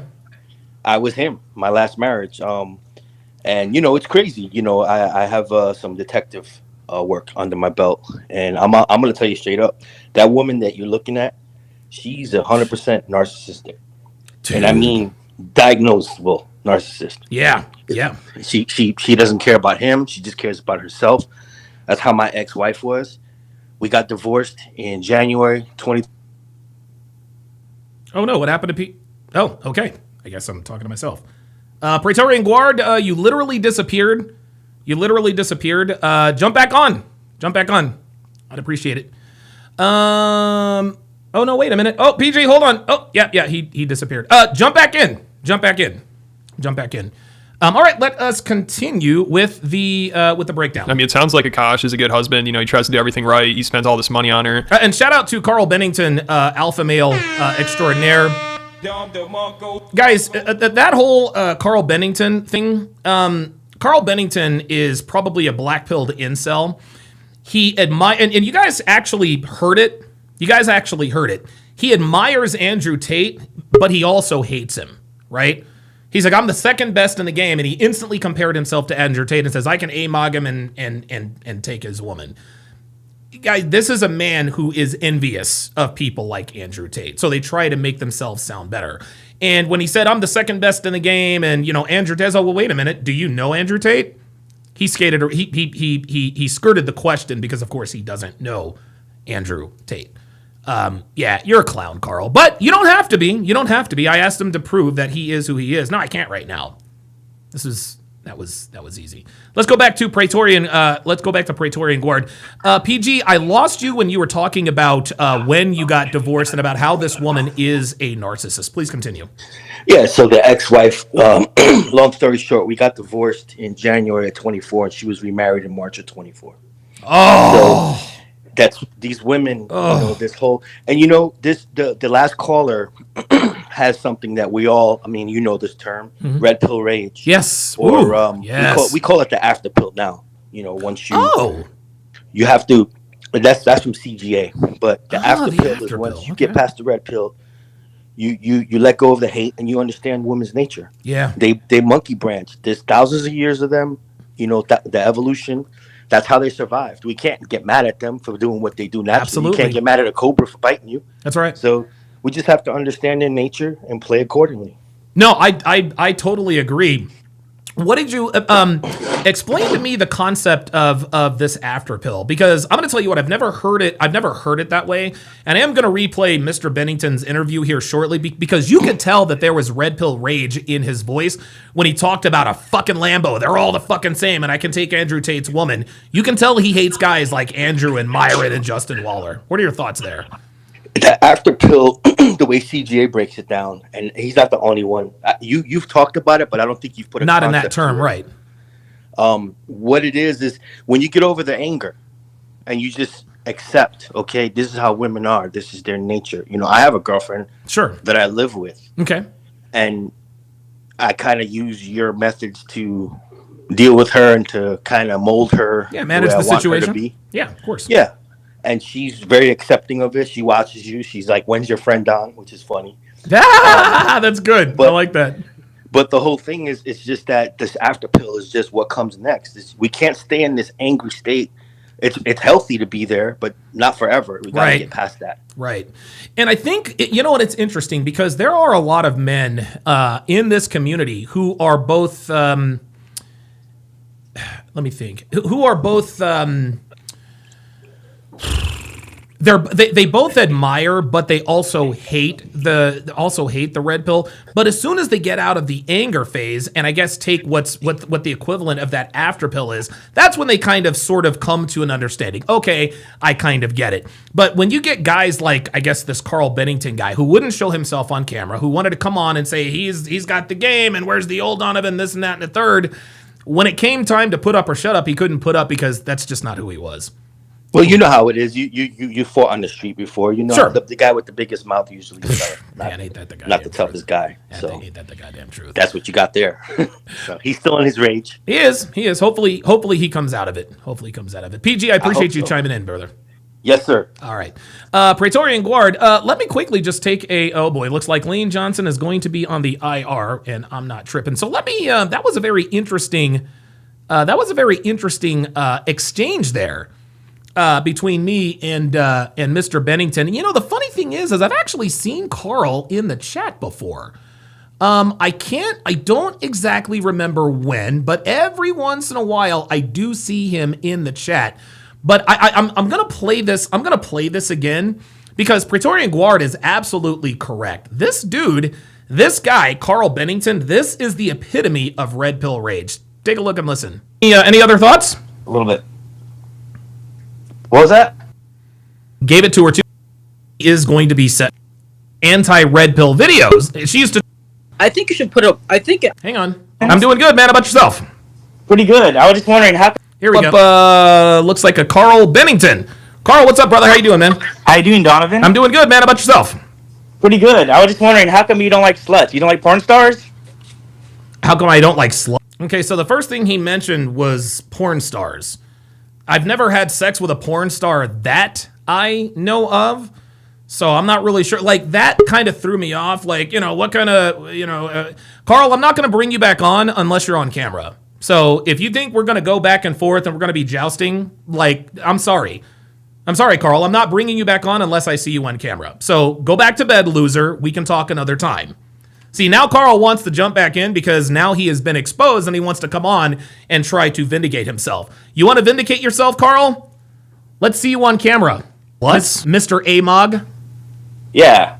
I mean, I used to bang sluts. I used to like sluts, but not so much anymore. The red pill used to be about never, talking down on women. Now, the red pill is not enough, and she still feels the need to publicly humiliate him and try to hook up with her friends. That's all you guys do now. Like, also, they actually have their husbands on the show. And Akaash's wife, again, makes it very clear that she's really into this guy. Sorry, guys. So here we are. Oh, hold on. So the first thing. So here's another clue. Here's another clue that Carl is black-pilled. Because he says, well, the red pill is about not bashing women. That just seems to be all you guys do now. Listen, so much anymore. I mean, I used to. He's like, how come? Yeah, you've changed, Donovan. What happened to the old Donovan? Dang, sluts. I mean, I used to like sluts, but not so much anymore. You know, the red pill used to be about never, talking down on women. Now, yeah, we do talk down on women because women deserve to be talked down to. That's what all you guys do now, It's not all we do. We see. Here's the thing. This is what red pill detractors like to do. Is they like, all you guys do is talk shit about women. No, that's not true at all. We talk shit about women, and we talk about how to avoid the kinds of women we talk shit about, and then we give you solutions. If you happen to meet a woman who is maybe worth a little bit, maybe she has a few qualities that you like, then we give you the solutions in terms of how to lock her down and keep her in pocket. Rule of game, you're not supposed to judge women. Rule of game, you're not supposed to judge women. What are you talking about, Carl?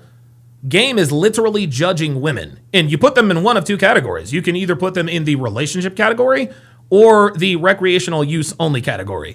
So my guess is that Carl was nervous and I think he just kind of went off the rails. He was just really talking. He had no idea what he was talking about. And I'm the second best in the game. I'm the second best in the game. And he sounds like he has a little bit of a lisp. And I know that.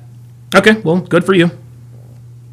Yeah, and I was wondering, what happened to the old Donovan? I used to like your old stuff, like how you used to run game and stuff and break the videos down. I miss the old Donovan. Yeah, what happened to him? Yeah, well, what happened to him? Do you hear the condescension in his voice? What happened to him? He thinks he's being clever and slick and all this other kind of stuff, but he wouldn't show himself on camera. Legend says, are they, quote, bashing women or revealing facts and truths about women even when they're unflattering and negative? Right. This is when you know this guy is black-pilled and anti-red pill as well. You guys bash women. Well, if by bashing women you mean calling them out for their bad behavior, then yes, I guess we do bash women. What happened to him is the old Donovan grew up, man. You can't be running around banging sluts for forever. At some point, banging sluts gets old. And yeah, there was a time I used to not really like sluts, but there was a time I used to run around and bang sluts and this and that and a third. But dude, I'm 48 years old. I'm not going to be running around and banging sluts and talking about 5 signs she's a slut till I'm 60. That's just not how it works. You got to grow up at some point. Oh, I was going to say, what do you think about girls getting on their knees for marriage and stuff? Because women are the ones who want the marriage, right? You can tell that his voice is a little bit shaky.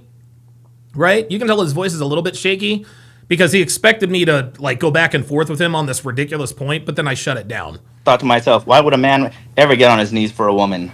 Well, I always tell men, never get on one knee for a woman who won't get on 2 knees for you. So the answer to that question is no, I don't believe that women should get on their knee to propose. However, what they should do, as far as the equivalent, is if you want a man to propose to you, don't get on one knee, act like a wife. If you really want a man to propose to you, act like a wife. If you want the role of the wife, you have to audition for the part. And that will compel a man to get on his knees. Or knee, singular, not knees. See, right now, Carl is shook. He's shook because he didn't expect the conversation to go this way. Listen. You there? Yeah, Matrix Hoops 11 says, Donovan has never been in a fight. He just tries to look cool in front of his audience. Oh my God. You know what? You got it, Matrix 11. Yeah, that's true. And then in the same breath, it'd be like, Donovan is a criminal. Matrix, you really got to do your research, brother. And it's not about trying to look cool, man. It's about letting the audience know I used to be a nigga. This is why I've been open and honest with you about my criminal record, not to just look cool. Matter of fact, you know what? Speaking of which, let's divert a little bit here. Since Matrix Hoops, because Matrix Hoops got fried in the chat the other day, so he's in here looking for revenge, like they always do. Look, I'll continue to break this down, and then I'll show the other video. Carl, you there? I'm here. Any other thoughts? A little bit. What was that? Any other thoughts? Because I got other callers. Yeah. Oh, James Franklin has been hired by Virginia Tech. Good for him. What do you think about breaking up with your girlfriend after 6 years in the common law marriage thing? This makes no sense. What do you think about breaking up with your girl after 6? What are we talking about? You 7 years is when they consider it marriage, right? No, that's consider that good thing. Okay, number one, not every state. Hold on, let me switch this. Not every state recognizes common law marriage, but if you are going to be and this is why I tell guys, do not cohabitate in a state that recognizes common law marriage, because just like you pointed out, after 7 years, they will consider you man and wife. So if you are going to cohabitate with a woman, make sure you do it in a non-con. Yeah, Legend says he even debates like a triggered 304 on the Fresh and Fit panel and pretends to act, quote, alpha and mentioned Andrew Tate. Yeah, that was weird. Common law marriage state. This is exactly why Devin and I moved to Nevada and not to a state that recognizes common law marriage. Yeah. I realized, like, I tried out some new caught. game, and the new game I tried was like second wiggling a felony charge dollar I and put it back in my pocket. Like, The second felony charge I you caught. should honestly, you should see their mouth like just like drop with thirst, and I just And see, things have gone off the rails. This conversation didn't go the way he planned, and so he's like, okay, let me try the stand-up comedy bit. Yeah, all women are gold diggers. I tried fishing wire with $1, and you should see these bitches. Like, nobody's taking that seriously. Like, what are we doing? Carl, what are we doing? Like, if you wanted to troll or expose me, dude, you fell way short, bro. The second felony. Yeah.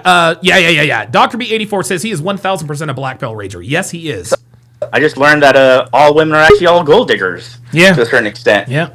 And I was actually something I also learned too was like I was trying to teach a lesbian some game. She says, "Oh, all women are nice guys. That's what women want," and then her eyes lit up. And now he's misplacing his prepositions.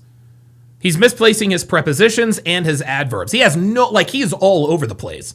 He has all women are nice guys. No. And then we're talking about lesbians. Dude, come on. You're going to have to, yeah. I just learned, dang, the blue pill is actually inherited in their hardware, that there is no conspiracy against them. No conspiracy against men. Yeah, I just start learning things, My eyes just start wide opening. No, yeah. And I actually see here in the chat, Sean Moore says only 9 states recognize common law marriage. So odds are pretty good. Now, even if I always recommend, Carl, you should, how can I put this? You should not, and it's almost like a do as I say, not as I do. But if you are going to cohabitate with a woman, number one, make sure you do it in a state that does not recognize common law marriage, number one. Number two, you have to vet her for a period of no less than 1 year. You have to be with her for 4 seasons. So when you're out there, and listen, I don't know if this is really you in the picture. You look and sound like a pretty young guy. At some point, if you do decide to settle down, because who knows? I mean, listen, man. I mean, there are some men that are just gonna, bang sluts until they die, but that's not the case. That's not the case with most men. But I will tell you this: whatever your name was, what's your name again?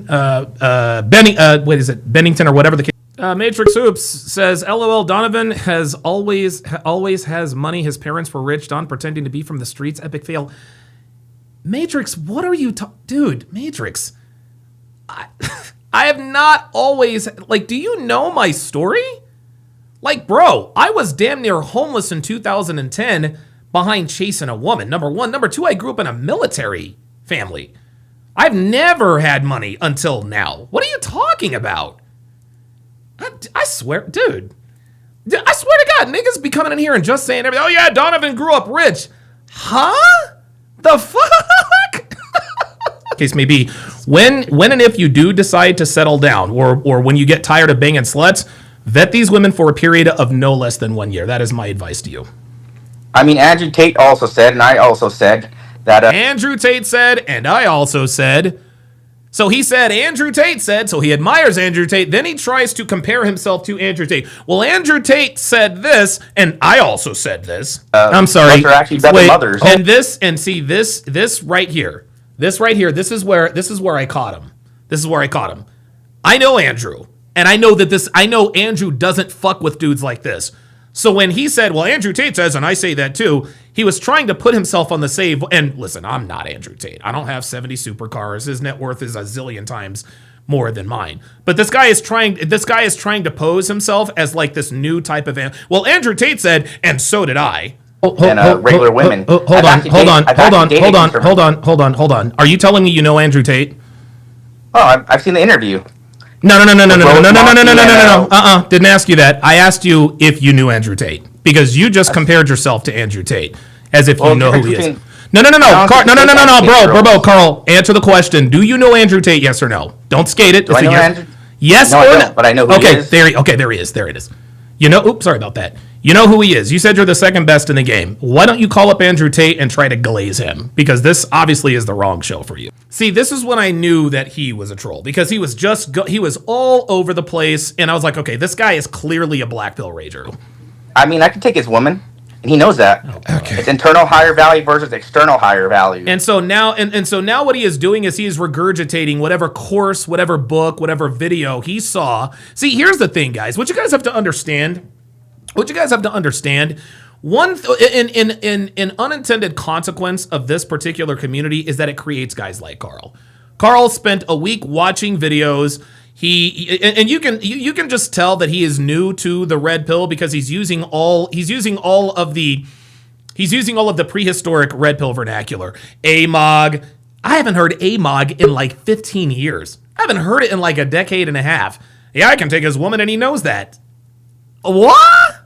Perfect. Internal higher value is behavior. Internal higher value, blah, blah, blah. Give me a break. External behavior is I could actually AMOG him anytime. Everybody has a fucking Ferrari. He's no fucking different from anybody else. He's no fucking different from anybody else. There you go. It sounds like you don't... Lambos and Bugattis all look the fucking same to me and to women. Lambos and Bugattis all look the fucking same to me and to women. Yeah, this guy's a red pill rager. And guess what? I just fucking AMOG'd him. Guess what? I can just take his fucking girl any fucking time. Yes, he sounds very upset with Andrew. Okay. If you could fucking challenge to me. Okay. Can you put yourself on camera since you seem to be a badass here? Do you have the balls to do that? Not right now. I'm in bed now. Yeah. Oh, no. Oh. So you have the balls to AMOG Andrew Tate, but you don't have the balls to come on to an irrelevant YouTube channel that has only 409 people watching, and you expect me to believe that you're the guy in the picture? Come on, man. Yeah, that's me. Prove it. Prove it? Yes. I can't right now. Yeah, of course not. Of course not. Yeah. All right. Well, thanks. Yep, there it is. Absolutely. Very, very good. Okay. All right, I'm going to show you guys the story behind my second felony charge. This was actually 4 years ago. I'm going to let this play because I have to. I gotta drain the main vein.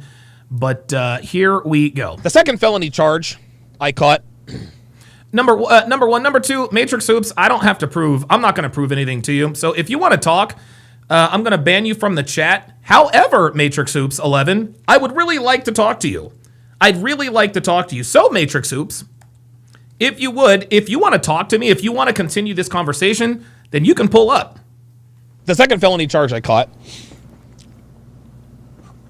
So, I was in a Scolari's, and I was with a girl I was fucking at the time. Pretty girl, her name was Amanda. She was like 26, 27 years old. Good-looking girl. 7.5, 8 on a good day. So we're just walking through Scolari's, and we walked to the deli section. So you go into Scolari's, you make a right-hand turn at the registers, you go all the way down, and the deli thing is on the right. Right. Amanda was going to get some cold cuts or whatever. I, of course, loved their custom pizzas. That would later come back to bite me in the ass a few years later. Anyway, so we're standing there, and I'm ordering my pizza and all this other kind of stuff. And this guy, I don't know, he's maybe, honestly, he wasn't a short guy, but he wasn't really tall either. Right? All right. He has a pizza. All right, never mind. So basically, I knocked the guy out. I actually thought I had a lot more piss. Yeah, Matrix hand. All right, Matrix Hoops 11. Listen, man, if you wanna pull up. Then you are more than welcome to pull up. Let's go to the line. Let's go to Josu Rodriguez. Josu Rodriguez, what's going on, brother? How you doing, man? What's up, G? How you been? I've been good, man. How about yourself? Phenomenal. Out here in Cali with the rains coming down. Yeah, dude. We it's been cloudy and rainy here in Reno for like 4 or 5 days, man. Has the cold been getting to that point that you feel it in your bones yet, or not? It not yet, but it's getting close. Shoot, can't wait for it to get that cold. So what's on your mind, brother? Yeah, this stuff.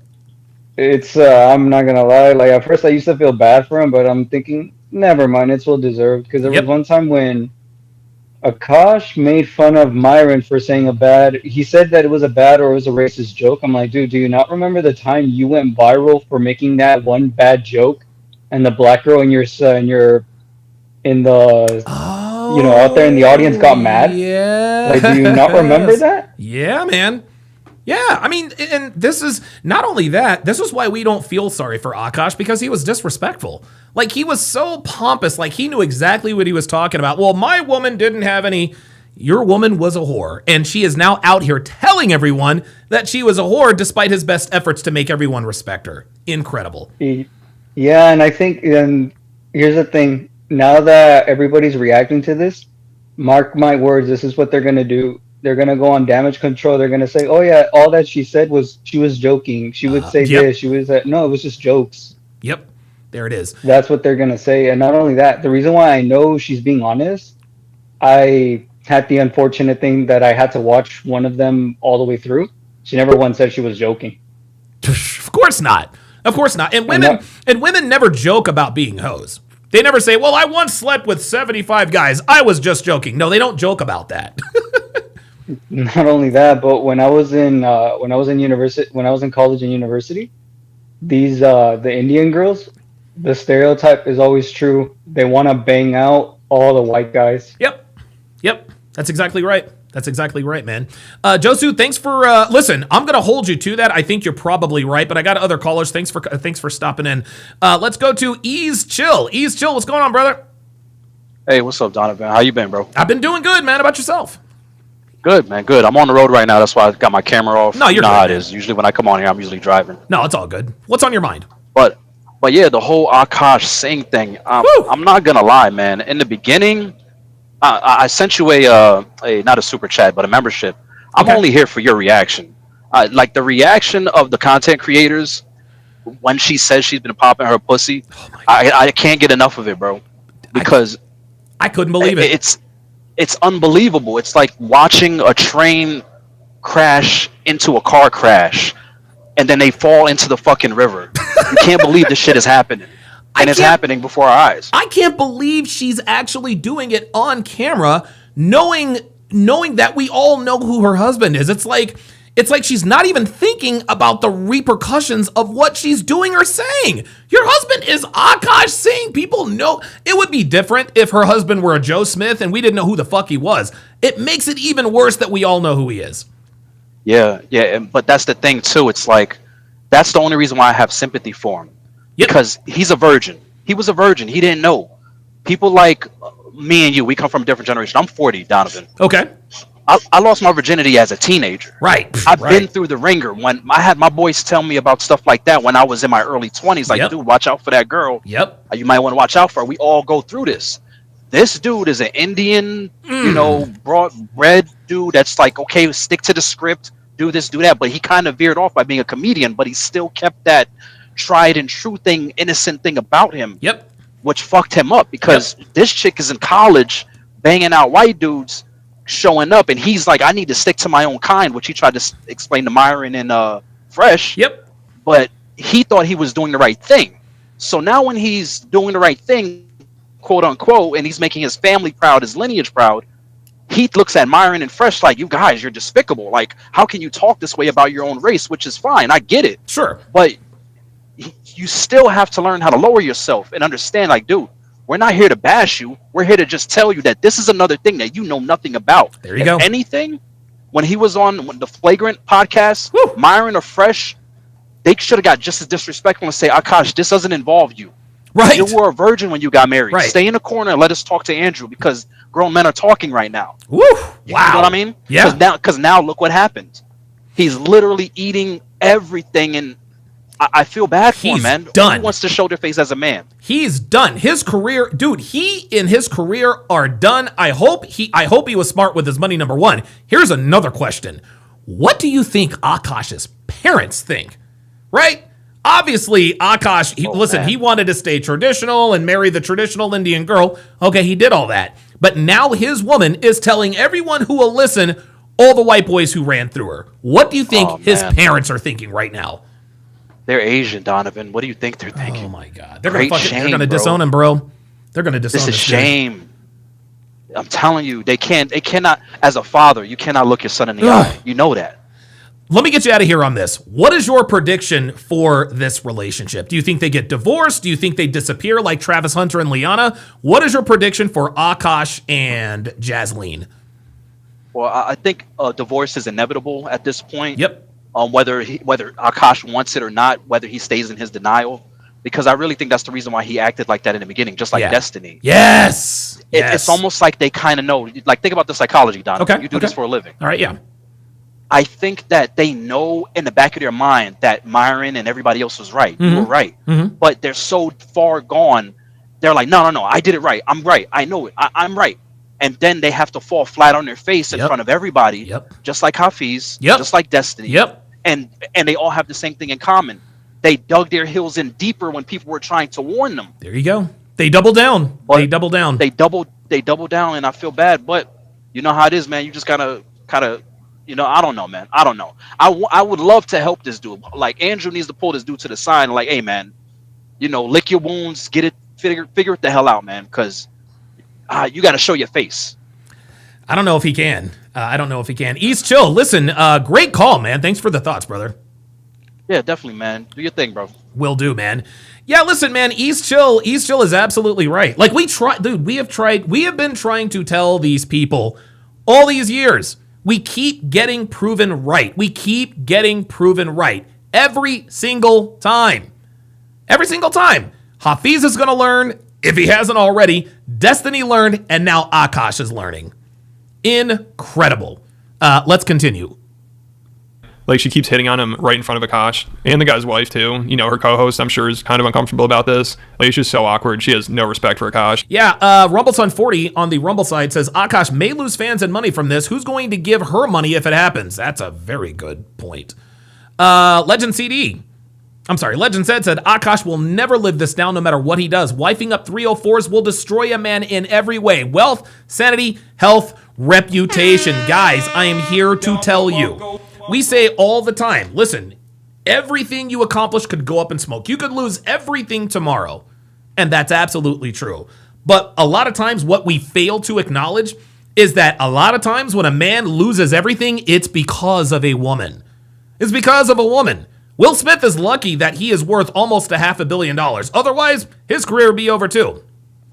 Mac with the $10 super chat says, Akaash is the ops. He gets no sympathy from me.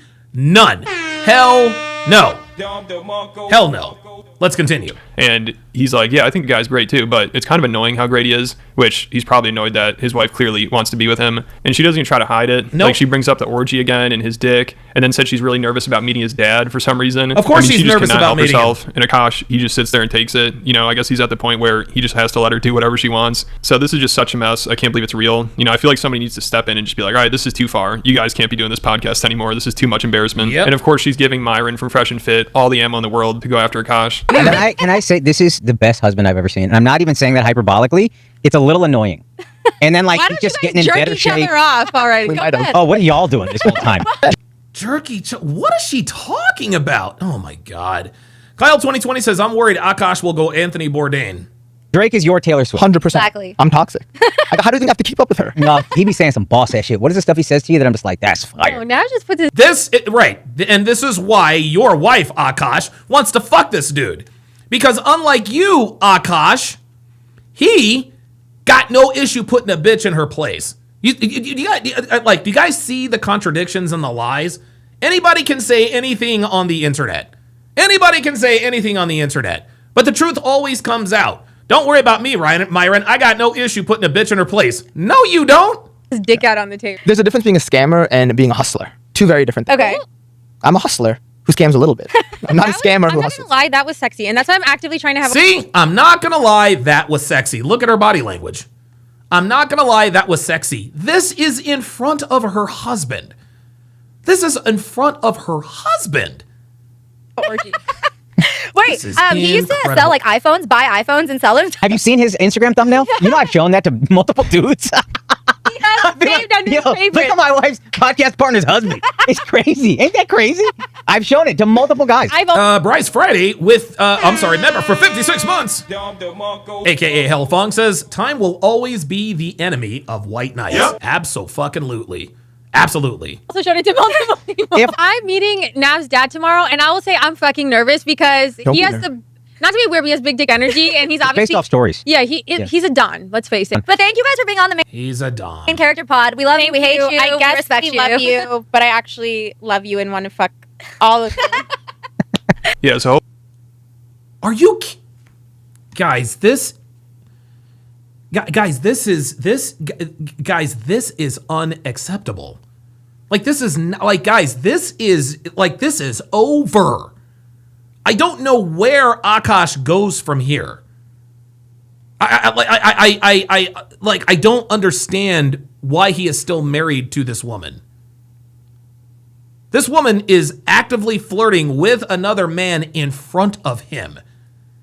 hopefully Akaash can get out of this mess because it only seems to be getting worse. Like, this relationship is not good for him. But of course, I don't think he'll ever be able to leave her. And Schultz, he has to be somewhat aware of this stuff. Like he said, he really... Schultz is aware of this stuff. Guys, I'm telling you right now, most men with money are naturally red pill aware. They just can't show it because it's tied to their money. Wants Akaash's wife's career to blow up, so then she has all the leverage in the relationship, which would probably... And once Akaash's wife blows up on Instagram or Twitter, she's leaving Akaash. This is the way it goes. I mean, she'll leave him. I mean, she already has all the leverage, but if her career blew up, then that's probably going to happen. So maybe Schultz thinks that's the best outcome because Akaash is never going to leave her. But let me know what you guys think. And I just covered Kill Tony comedian William Montgomery completely bombed at a show recently. It was hilarious. Okay, don't care. Don't really care. Yo, that is crazy. I cannot believe what I just watched. This is this is craziness. This is absolutely effing crazy. And I'll tell you something else too. Akaash better not have shit to say to Myron. He better not have shit to say to Myron. The only words Akaash needs to say to Myron is, "You were right." Holy shit. Now we're going to watch Myron's reaction. And I haven't watched this yet, but this should be entertaining. What I find corny is my preference is not my women. Now, I thought it was I'm not dating my women, period, which is the corniest human being outside of a criminal to me, period. Akaash only dates Brown. Akaash has been with one girl in his life who is his wife. That's my wife. That's an Indian this woman is that like was loyal to me. Yeah, that's my wife. Yeah, blah, blah, blah, blah, blah. Sometimes I get so painfully nostalgic for college. I was popping my pussy and living my best life in these white boy frat houses. I'm actively trying to have an orgy because, and you haven't seen Nav yet, but wait till you fucking see him. His body goes crazy. His face card always slays, never declines. And it's kind of weird because I'm talking about your husband. I just know that Nav's dick is like at least 10 inches. Okay, I have two butthole stories. So one time I met this guy on Tinder and I like woke up. I'm sorry, did she say two butthole stories? There's video of it. I talked about it over on Patreon. Oh, wait, hold up, my bad. Okay, that Nav's dick is like at least 10 inches. Okay, I have two butthole stories. So one time I met this guy on Tinder and I like woke up in the morning and like my asshole was a little sore. Oh my god! And I remember what kind of porn do you watch when you use a vibrator? I just think my imagination is vibration enough. Oh yeah, spank bank. Think of like my own husband while I'm like doing it. Wait, that's kind of baller, but I could never do that. Yeah. And so I was using you and your husband split finances, and I'm gonna be really fucking honest. I don't. We don't. First of all, that's a fucking red flag. Any man that doesn't want to have a joint bank account or isn't being transparent with his accounts or has separate accounts, that's a fucking red flag. This is not a two-way street. This is a one-way street. His money is our money, and my money is my money. My money! I never watched that show. Jesus Christ. Oh, but like, he's on my hall pass list. Oh, yeah. Chase Crawford, Jacob Elordi, Austin Butler. Do you know why I think I have like a good marriage? I think it's because my husband's never here. I have a good marriage because my husband's never here. Oh my God. Oh God. Okay, so I've been getting a lot of comments that I'm using my husband for clout, and yeah, that's exactly what it is. What's wrong with that? Holy shit. She literally just admitted this. Shit, bro. That is embarrassing. And this guy had the fucking nerve to talk shit to me all this time? Let's get into his girl. she goes and does an interview, right, guys? She Dre Raven with the $5 super chat says her nickname amongst the frats in college was 7-Eleven because she was always open. You know it. Goes and does an interview on YouTube. This right here. God, this is being crazy. And it got 37K views because we were roasting. Legend says, love the 7-Eleven analogy. Thank you. Come again and again and again. Her so much, right? And her dumbass literally says, "Thanks for the publicity, babe. We just hit 8K views. 8K views while humiliating your husband was worth it. You're even lower IQ than I thought, bro. This is stupid, bro." And this interview was so fucking annoying. But regardless, I digress. Shout out to my guy Kool-Aid Assassin because he gave me some clips here from it. So check this out, Nages. Shout out to Kool-Aid Assassin for this. How do you and your husband split finances? We don't. We don't. If you want to work, all for that. But like any man that doesn't want to have a joint bank account or isn't being transparent with his account, that's a fucking red flag. His money. By the way, Jamar Chase has been suspended for 1 game. This is the right call. That was the right call. Jamar Chase spit in the face of Jalen Ramsey. He should. And Jamar Chase is one of my favorite players. He should be suspended. You got to suspend him for that. You can't spit in somebody's face. Is our money and my money is my money. I know so many girls in my life personally that have been with guys that weren't transparent about money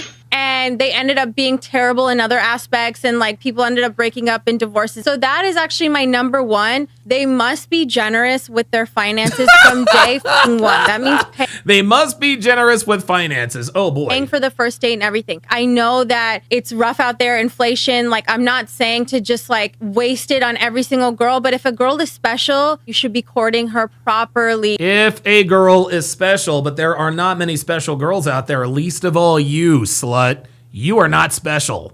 You're a special kind of slut. Okay, now let's play that again and actually give some commentary. How do you and your husband split finances? We don't. Even Zur with the $10 super chat says the critics say that the RP manipulates young men when it ironically frees them. Lately, lots of vindications from all of these critics. It now feels like Michael Jordan Game 6 in the 1998 Finals. Last shot over not Byron Russell, Brian Russell. Brian. We don't. If you want to work. And that is one of the primary reasons why she deals with him. Yep. Work all for that. But like any man that doesn't want to have a joint bank account or isn't being transparent with his account, that is smart. Never have a joint bank account with your girl, nope. ever. Nope. Chat, ever. Nope. Red flag. His money is. Dude, Devin and I do not have joint bank accounts. Oh, no, we do not. No, sir. No joint bank account here. To be honest, it's probably better your girl doesn't even know how much money you make. If I'm going to be all the way 1,000 with you guys. That's probably right. Punch! Because then you get predatory like this. Our money and my money is my money. Now, this is how women operate. I told you guys this for years. Your money is my money and our money, but my money is my money. And this is how a lot of women operate. And that's fine. Look, I don't even have a problem with that because I do tell you guys all the time to be the breadwinner. But you being the breadwinner should come with more respect where she's not going on fucking podcasts talking like this. And again, Akaash alluded to this when he proposed to her again. How big is this ring? Big enough for you to shut up when I tell you to, and then immediately it cuts to something else. She should be having the fear of God to even say anything that would offend you, let alone publicly. But the fact that she's doing this shit publicly tells you guys where he stands. He's nothing more than an ATM to her. There it is. I know so many girls in my life personally that have been with guys that weren't transparent about money and they ended up being terrible in other aspects and like people ended up breaking up in divorces. So that is actually my number. She doesn't need to know how much money you make. You could be a provider and she doesn't know shit. It's better that women don't know how much money you make and never ever have a fucking joint bank account with a female. Ever. Number one, they must be generous with their finances from day one. No. You are not generous with your finances day one. You are generous and take care of her only after she qualifies after 6 months to 1 year of serious dating. I echo those sentiments. I told the fake alpha male, Carl Bennington, that when he does decide to settle down and stop smashing all these hoes, because you know he bangs nothing but 10s, that you should vet a woman for a period of no less than 1 year before committing to her. This is why. Not from fucking day one. Fuck out of here. That means paying for the first date. Know that it's rough out there, inflation. Like I'm not saying to just like waste it on every single girl, but if a girl is special, you should be courting her properly. Yeah, but most girls don't qualify for that. There now, it is. You can see that's how she spoke about him on this podcast. Now look at this. Look at this shit right here, chat. Just try to do it. Yeah. No, we're leaving. Shut up. We're leaving. She told him to shut up. She told him to shut up. in 5 hours, so tensions are a little high. We're leaving for Paris in 5 hours. I wonder who paid for this trip. Also just redid our closet. This is all her closet now. So look at this. This is her closet. She clearly gets the bigger one and the better one. Yep. She took the whole closet. Which we already agreed. Standing there with his fucking hands on his hips. Yep. Now she's saying she doesn't have no space. And now I'm saying I don't have space for all my. I don't have space for. Can you show? Yeah. I don't have space for all my Indian suits because I like my dresses spaced out. Do you know what Akaash just did? Here you go. Watch. Hopefully I don't get copyright struck by MIA. Oh my God. I'm not doing Look how that. Space exists. I'm not doing that. What?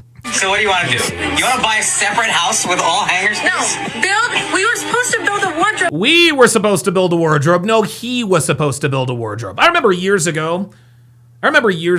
This was before I discovered the red pill. I used to watch the show on ESPN called Playmakers. And it was sort of like an Any Given Sunday series, sort of giving like an insight. It was a show that of ESPN. And I remember there was this NFL player. He was a running back, and him and his wife were in this argument. And they were arguing about something, and she's like, "What are you talking about? We built this together." He was like, "No, we built it. I financed it." But Akaash didn't want to do it because he's too cheap. I took the smaller closet. Yo, This guy. He took the smaller closet. Unbelievable. Are you kidding me? Do you know how much fucking space he has? Look, utilize Yes, of course he has space because he is the breadwinner. the shelves, you idiot. She called him an idiot. She called him an idiot. And then this is going to be for towels. God. And listen, when he talks, oh my, like she cuts across him. Dude, guys, oh boy, this relationship is so over. This relationship is so over. And I am so fucking glad. I'm so fucking glad that this fucking loser, I'm so glad this loser is getting it. Every detractor of the red pill to this guy's degree should go through this exactly. I feel not 1 ounce of pity, and I hope it gets worse. I hope it gets worse. Yo, I'm gonna play that one more time for you guys, bro. Cause You know what my fucking husband just tried to do? you know what my fucking husband just tried to do. No, we're leaving. Shut up. We're leaving Shut up. in Paris in 5 hours, so. This woman told her husband to shut up, and he shut up. Do you know? Yo, I'm not even going to give you the hypothetical in my situation. You want to know how there's not like an African word for maintenance? That just doesn't happen. That would never, like, dude, come on. That he paid for. Tensions are a little high. Tensions are high. Why? We also just redid our This fucking buck-toothed beaver is over here being an insufferable fucking, for what? For views on Instagram? closet. This is all her closet now. She took the whole Look, this is the look of despair, man. This nigga was just sitting there with his hands on his hips like, fuck. closet. Which we already agreed upon. Now she's We already agreed upon. Translation, I agreed upon it. saying she doesn't have no space. And now I'm And she's saying she doesn't have space when there's clearly space because she doesn't want to push her clothes together. saying I don't have space for all my. I don't have space for. Can you show? I don't have space for all my Indian suits because I like All my Indian suits. my dresses spaced out. Do you know what Akaash just did? Here you go. Watch this. Oh my God. Yeah, common sense. That's what he's supposed to do. I'm not doing that. I'm not doing that. Bro, like, this is painful to watch, chat. This is really fucking painful to watch. But, bro, I'm not doing that. What? Yo, Devin has never said to me, I'm not doing that. What is happening? What is happening? I'm not doing that. So what do you want to do? You want to buy a He bought the house. He pays all the fucking my bills. God. She has the bigger closet. separate house with all hangers? No, build. Idris 609 says, "Can I donate and ask a money question to Myron?" No. I'm not like this is. I'm reacting to Myron's video on this. We were supposed to build a wardrobe, but Akaash didn't want to do it because he's too cheap. I took the smaller closet. Yo, are you kidding me? Is this a skit? Because listen, you guys know, guys, you know. Listen, Bad Rasta actually, that's gotta be it. Guys, Devin and I have done dozens of relationship skits, and they're funny, they're, you know, off kilter, whatever the case may be. But yo, this is crazy. You know how much fucking space he has? This is embarrassing, bro. This is a humiliation ritual. Yep. Like, this is not cool whatsoever at all. This girl is a fucking ingrate. All right, so here we go again. The embarrassment ritual never ends. This comes from Base345. Thank you for that, bro. Thank you for sending me this, my ninja. I get so painfully nostalgic for college. So for context, I went to college from 2011 to 2016. The top like 4 songs when I came back for my sophomore year: Click, Pop That, Bands Make Her Dance, Birthday Cake, The 2 Chainz. Oh no. And she fucked niggas? Oh my god. So not only did this girl get ran through in college, she fucked niggas. Birthday is... Bro, what the fuck? It's your birthday. I was popping my pussy and living my best life in these white boy frat houses. I was shopping at Rainbow. I was eating buffalo chicken wraps every day. I was straightening my hair with my French tips. Like, you could not tell me nothing. And I had a roster. You could not tell me nothing. Of guys that I would rotate through. So it's like,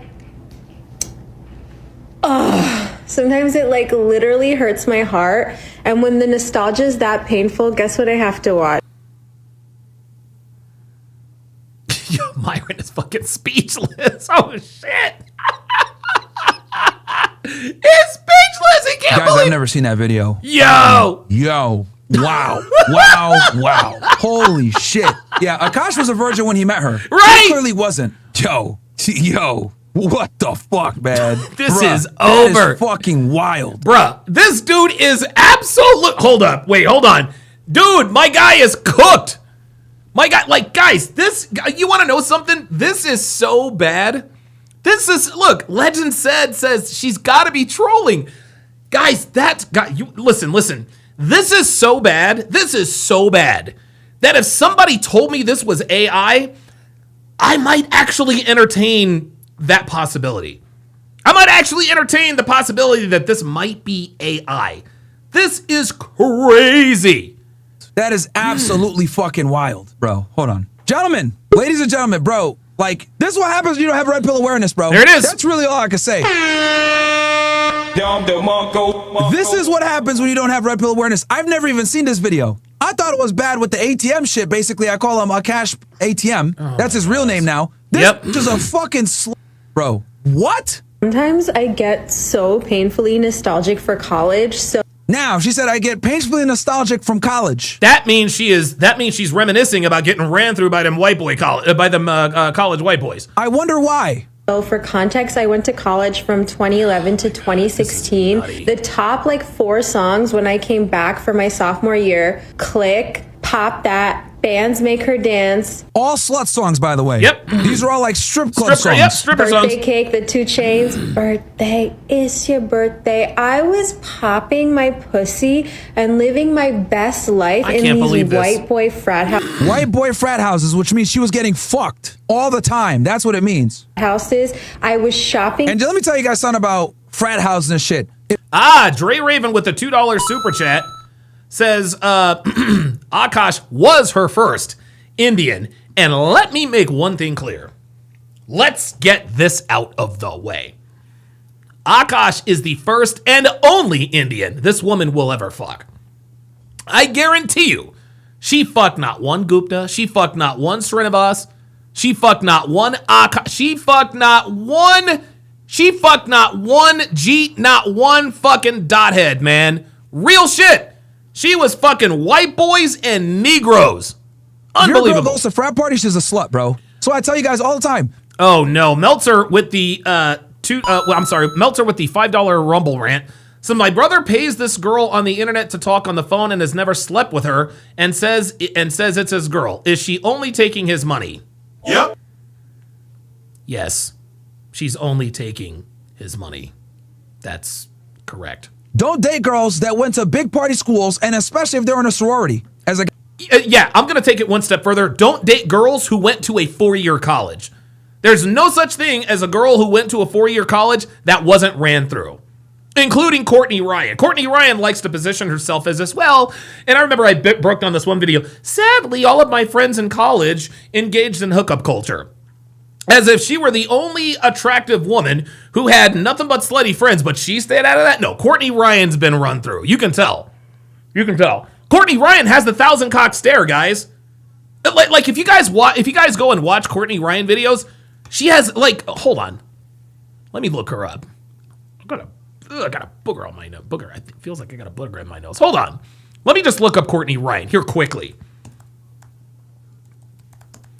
Because you can do, and Courtney Ryan went to college. Every one of Courtney Ryan's videos, every single one of them. She looks, dude, she has the 1,000 cock. Oh, she's actually starting to get older. Ooh, Courtney Ryan is starting to age a little bit. Courtney Ryan is starting to age. Oh, wow. Guys, Courtney Ryan is starting to age a little bit. Look at this. Dude, look at her face. Look at Courtney Ryan's face. 1,000 cock stare. Look at this woman. There's no sparkle. There's no twinkle in her eyes, guys. Okay? The eyes don't look. The eyes don't lie. The eyes don't lie. Guys, this is a slut. This is a whore who fooled a man into marrying her and taking her word for it. Look, the truth about rejection. Look, 1,000 cock stare, guys. She has no soul. She has absolutely no soul whatsoever. None whatsoever. The eyes do not lie.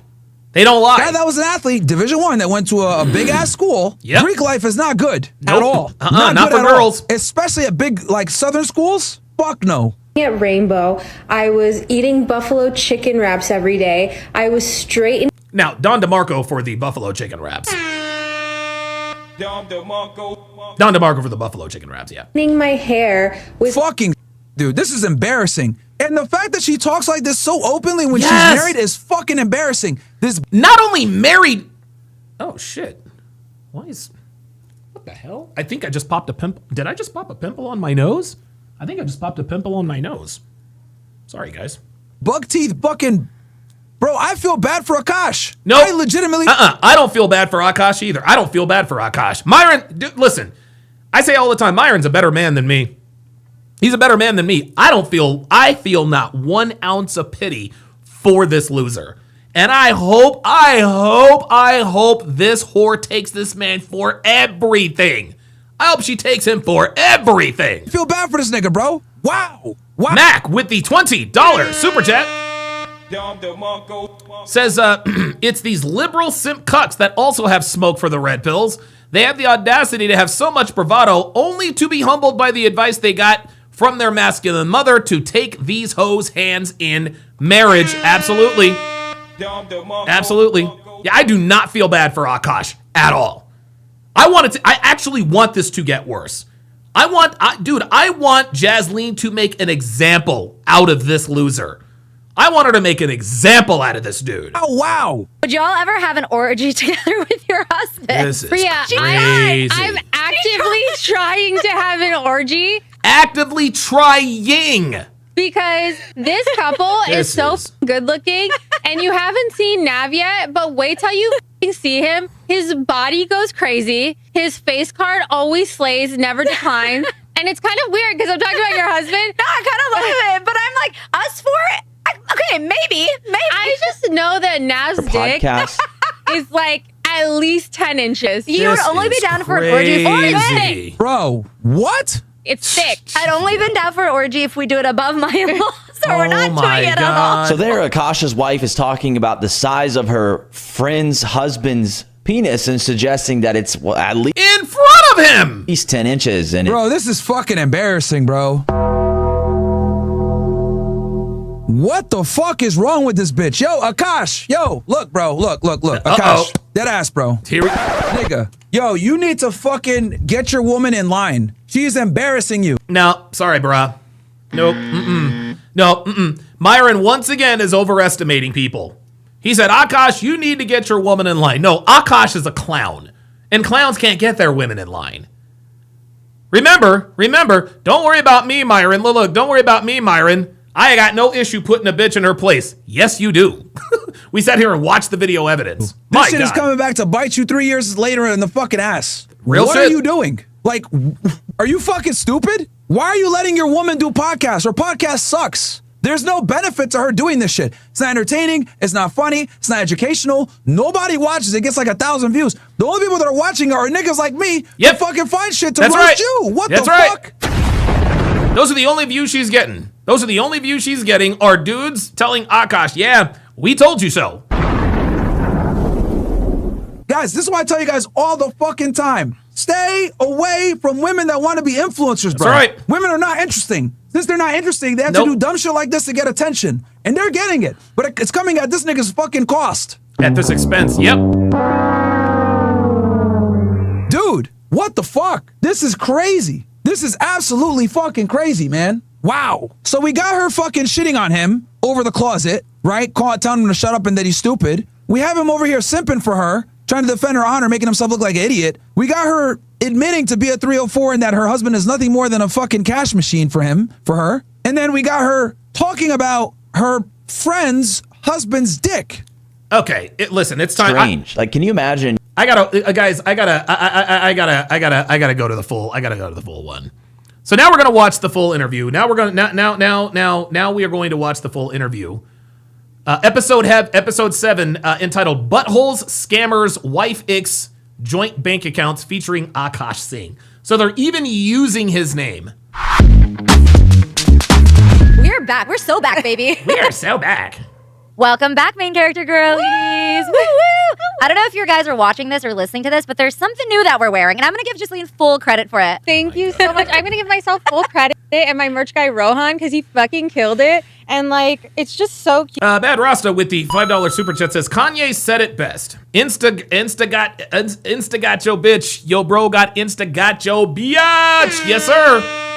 Yes, sir. Okay, it says main character energy in like cursive writing, and it has a ribbon underneath, and it's like super comfy, cozy fleece, but like the perfect oversize, so you can do like your little Princess Diana. I meant to say her and Ariana at the same time, so we're gonna say Princess Diana. Oh my God, guys, I don't know that I can make it. You know what? I'm just gonna. I think I'm just gonna. I'm not gonna. On Ariana? Yeah. I'm not gonna finish that. That's just absolutely. That is just absolutely crazy work. That is absolutely crazy work. This thing has, the only reason why this thing has 61,000 views. Oh, you know what? Actually, let's look at the comments. That's where the bodies are buried. Guys, I'm sorry. I have so much less tolerance. For this. There it is. Here we go. Akaash, the Indian Will Smith. Jesus, Akaash, this is embarrassing. Akaash better put everything in his mom's name and leave this 304. Yep. Bro, Akaash married the girl fresh and fit, warned you not to marry. That's right. Oh, here's something. I've never heard Akaash embarrass his wife. 2 episodes in on the podcast, and she's already embarrassing. Yep. Said that all for 10K views is crazy. Absolutely. Akaash ATM. That's exactly right. Akaash, the dude occupied with calling incels corny. Meet his wife, ladies and gentlemen. Yep. Oh my God, this is absolutely crazy. After this, here we go. After this, Akaash should take back what he said to Fresh and Fit. I wouldn't be surprised if Akaash gets cheated on. Of course he gets cheated on. His wife is literally sitting here telling everyone about how she's actively pursuing a threesome with someone in front of him. Oh my God. She's a terrible friend, terrible wife. Who the fuck talks like this about her friend, significant other, and her husband?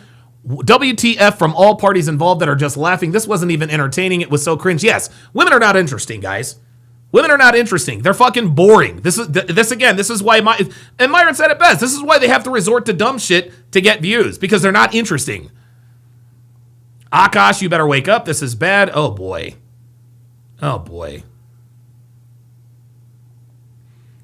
And this man made out like he'd found an angel. Yeah.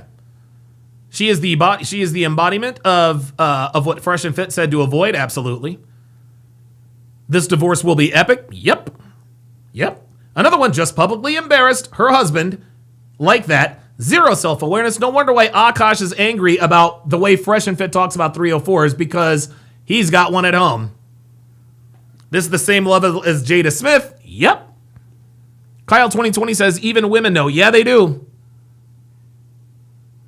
This is unbelievable. Rule number 67, don't let your wife start a pod. No, that's not correct. Nope. Sorry. No. Mm-mm. No. That should never be a rule. Because you can't tell your wife what to do and what not to do. But what you should do is, number one, do not get with women. Don't get with female influencers. Guys, I got news for you. Okay? You're not going to meet your wife on the internet. And people say to me all the time, and it's funny because when I show pictures of Devin, people will be like, what's her at? Devin's not on the internet. Devin doesn't have an Instagram page that I know of. She doesn't have, she ain't on the internet. She's not on social media. And the reason she's not on social media is because I don't commit to women who are on social media. That should be the rule. Let's continue. Feel bad for whoever their partner is. Oh, here we are. Her parents, especially her in-laws, must be very proud. Yeah, she says she's nervous about meeting his parents. Yeah, I would be. Talks about her friend's husband's piece and then bring them both. I'm genuinely requesting this gets taken down. This woman destroyed her man's career and reputation in a single hour. It's honestly just a shame. No, leave it up. This is, guys, we cannot afford to silence people like this. We can't afford to silence them. Because at some point, guys, here's the truth. At some point, guys like me are not going to be necessary. They're just not going to be necessary. Because the red pill is going to be verified and vindicated again and again and again.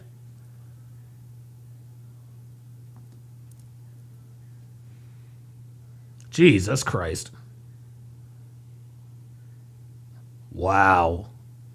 Never want to hear Flagrant talk shit about Fresh and Fit ever again. Hell no.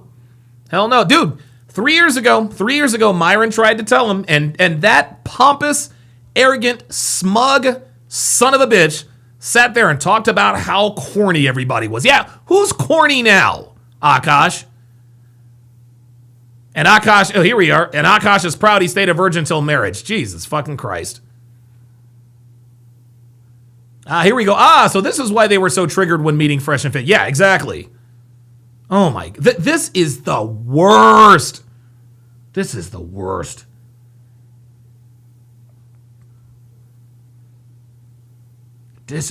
dude, this is absolutely crazy, man. Dude. Yep, he'll never recover from the embarrassment. Yep. Let me go to the pull-up line, see if anybody else is waiting to pull up. Oh, got a couple. Yeah, Phantom 313, man. Thanks for your patience, man. What's on your mind, brother? No worries, man. What's going on, big brother? Long time no hear, man. Absolutely. What's on your mind? Well, his reputation is done. See, the sad thing about it is, man, well, it's not really sad, but as a man, it's hard to when it comes to your last name. Yes, you can sabotage your own last name, but to give a woman your last name and she sabotage it for you and tarnish it, that's ridiculous. That's sad, man. It's insane, man. It is absolutely insane. And for her, and I didn't watch the full video, with her and this other lady, but man, I know it's eating them inside, saying, "Damn, I gotta hear this," through a camera. You got 10,000 views and 10,000 plus views, and it's being shared all over the world, but being shared all over social media. And I know people clowning them. I'm just glad the guy doesn't have any kids by her. Oh my God, not yet. Not yet. And if she did have kids, the paternity would be in question immediately. And this is a norm right now for women, man. It's a norm for women right now. Yep. Jada Pinkett Smith. Yep. With Will. Yep. Michelle Obama with Barack Obama. It's just a norm right now. It's they feel as though, even though there's a camera there, they kind of forget that, there's people watching you. It's not like you're in a room keying, privately. Yep. Everyone's going to see it. So once we see it, we're gonna judge on it. And we're gonna clown that person for it. Same thing with Destiny. No sympathy, no empathy for him. Nope. Myron tried to help him out. Myron tried to give him advice. Fresh, you as well. Yep. Just like with other men out here. But man, these men don't care, man. They these men, they walk in, out, man. Listen, they just at the end of the day, man, they just don't care, man. Nope, they don't care. They look at it, if they get hurt, they get hurt, But they still try to look at the positive side of it, like, oh, my woman's not like that. Yep. My woman would never do this to me. But well, she is. Yep, she is, and she will. What's your prediction, Phantom, for this particular relationship? Because here's the thing. Akaash is now privy to everyone. He's privy to everyone's opinions. We're all going to predict divorce and this and that and the other, so Akaash will probably do his level best to stay in the marriage. What is your prediction for this particular relationship? How long do you think this relationship will last, given what we know now? Well, I think he's the one going to be trying to fight for the relationship in the marriage, not her. Yeah. So it's really going to be kind of hard to determine how long it's going to last, because at the end of the day, that's his first love. He was a virgin. Jesus. And he's the one that's going to be fighting more for it. And then she's going to start losing respect for him. And then and I'm pretty sure she is cheating on him. Oh, of course. Behind his back. Yeah. He has to see it up front. He has to see it front and center. Yep. To really realize it's over. Yep, that's exactly right. Bigoli328 agrees with you. He says he's not divorcing. I'll give you the last word, Phantom. No, man, it's just great hearing from you, man. I've been waiting for a little bit, not with this chat, but other chats you had, man. A lot of things I want to talk about. But man, out here in Jersey, man, it's cold out here, man. I had a couple of wintry mixes. I know you saw the Eagles game yesterday. I know you saw like the rain coming down, like little snow flurries coming around. Yes, sir. So yeah, it's gonna be a bad winter on Matt over here, man.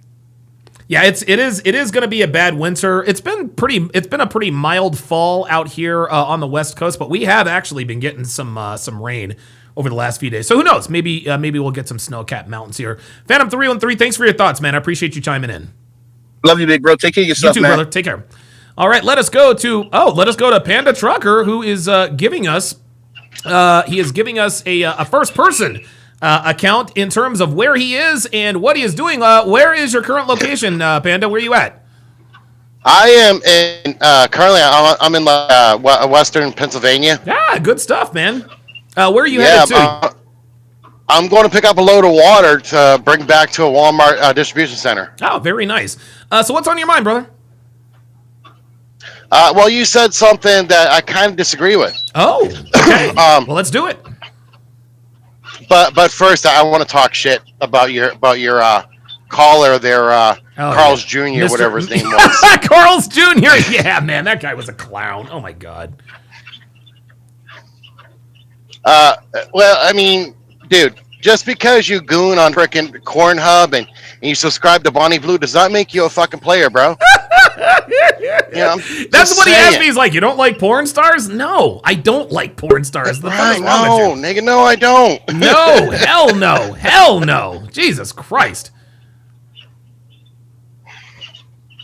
All right. Well, you said something about friggin' Destiny learning shit the hard way. Yeah, yeah.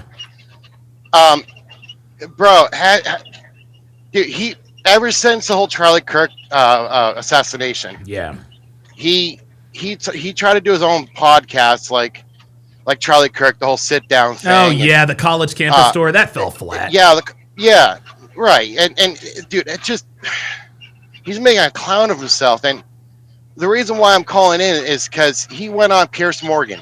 Oh god. And you know, I'll catch different reactions, different channels here and there, but sure. This dude got clowned by a frickin' conservative woman. Really? And oh yeah. Okay. Oh yeah, he got clowned because he's on there. He's talking trash like you know how frickin' Destiny does. He likes to filibuster. And, talks fast and he interrupts and all that. Yeah, of course. Yeah. Which actually is a debate tactic, which I found out. But anyway, yeah, of course it is. Yeah. So, you know, he gets on there, he's talking fast, throwing a bunch of big words out there to try to confuse people and everything else. And eventually this conservative woman says, you know, everything you said is a fucking lie. Yep. And he's like, no, no way. I don't lie about this stuff. He goes, really? She goes, really? You want to go ask Melina? Oh, oh no! And do you listen, Panda? Do you see? It does not matter how accomplished and how much respect, well, lack thereof, respect you have. At the end of the day, the true measure of a man is how his woman represents him. And Melina did not represent him well, and in the end, people are always going to go after Melina because that is a direct representation on how much of a cuck Destiny really is. You're absolutely right. I was talking to this one broad not too long ago, and she's talking about this, talking about that, talking about, oh, can we be official? Can we? And I'm like, look, you have a reputation. And she's like, what do you mean? I says, look, in a relationship with me, in a relationship with any man, you are a direct representation of me. That's right. And if you are out there, throwing your ass around all over the freaking city, yep. Guess what? How is that going to make me look as a man? Exactly. She goes, well, I don't know. I didn't think about that. Of course you didn't think about that. Of course not. Incredible, man. Incredible. Let me get your thoughts. Let me get your thoughts on this before I go to Phoenix Light Games here. What is your prediction on this relationship? Because Akaash is definitely going to fight to try to stay in this particular relationship. Of course he will. How many years do you think? I mean, years, months, whatever. How soon until this relationship ends officially? Because in my mind, this relationship's already over. Yes, Akaash is legally married, but this relationship's over. How long until it becomes official? Well, I'll tell you like this. Oh, that was a fucking tree branch. Holy shit! Yes, that was, wasn't it? God damn. Yeah, cutting down trees when I'm driving the truck. Yeah, right. I'll tell you like this. I was severe blue pill, way back when.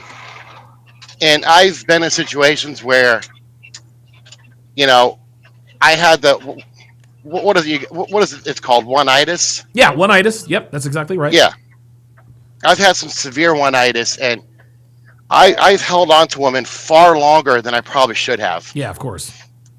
And I've forgiven women who've cheated on me and all this other stuff, and all it is just pain. Yep.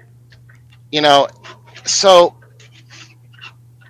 Akaash, whatever his fucking name is. Akaash, Cash, ATM, whatever. Yeah, whatever. AT, that sounds good. Yeah, AT, he's going to try to salvage, especially in the Indian traditions or Indian culture. Yes. He's going to try to salvage this relationship. Okay. Because in the Indian culture, shame is a big part of it. That's right.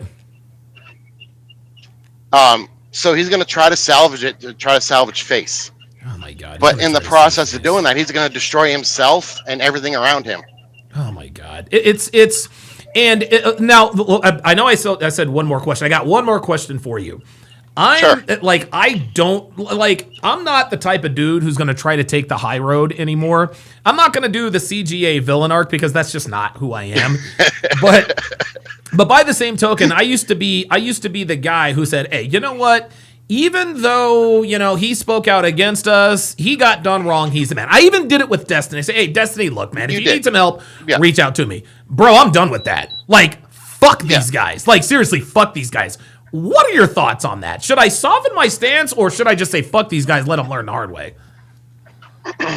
So the way I see it is this. Those who don't know, don't know. Right. All right. So the way I see it is this. I mean, all we can do right now is try to educate.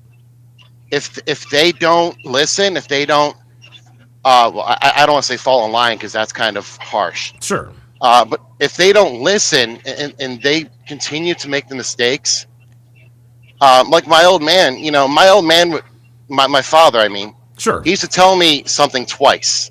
Okay. If I didn't listen after the second time, he let me do it, and I have to figure it out myself. For example, we had the old school station wagon when I was growing up. Right. Oh yes, so did we. It was a Ford Gran Torino. Yeah, right, exactly. The old wood panel side and everything.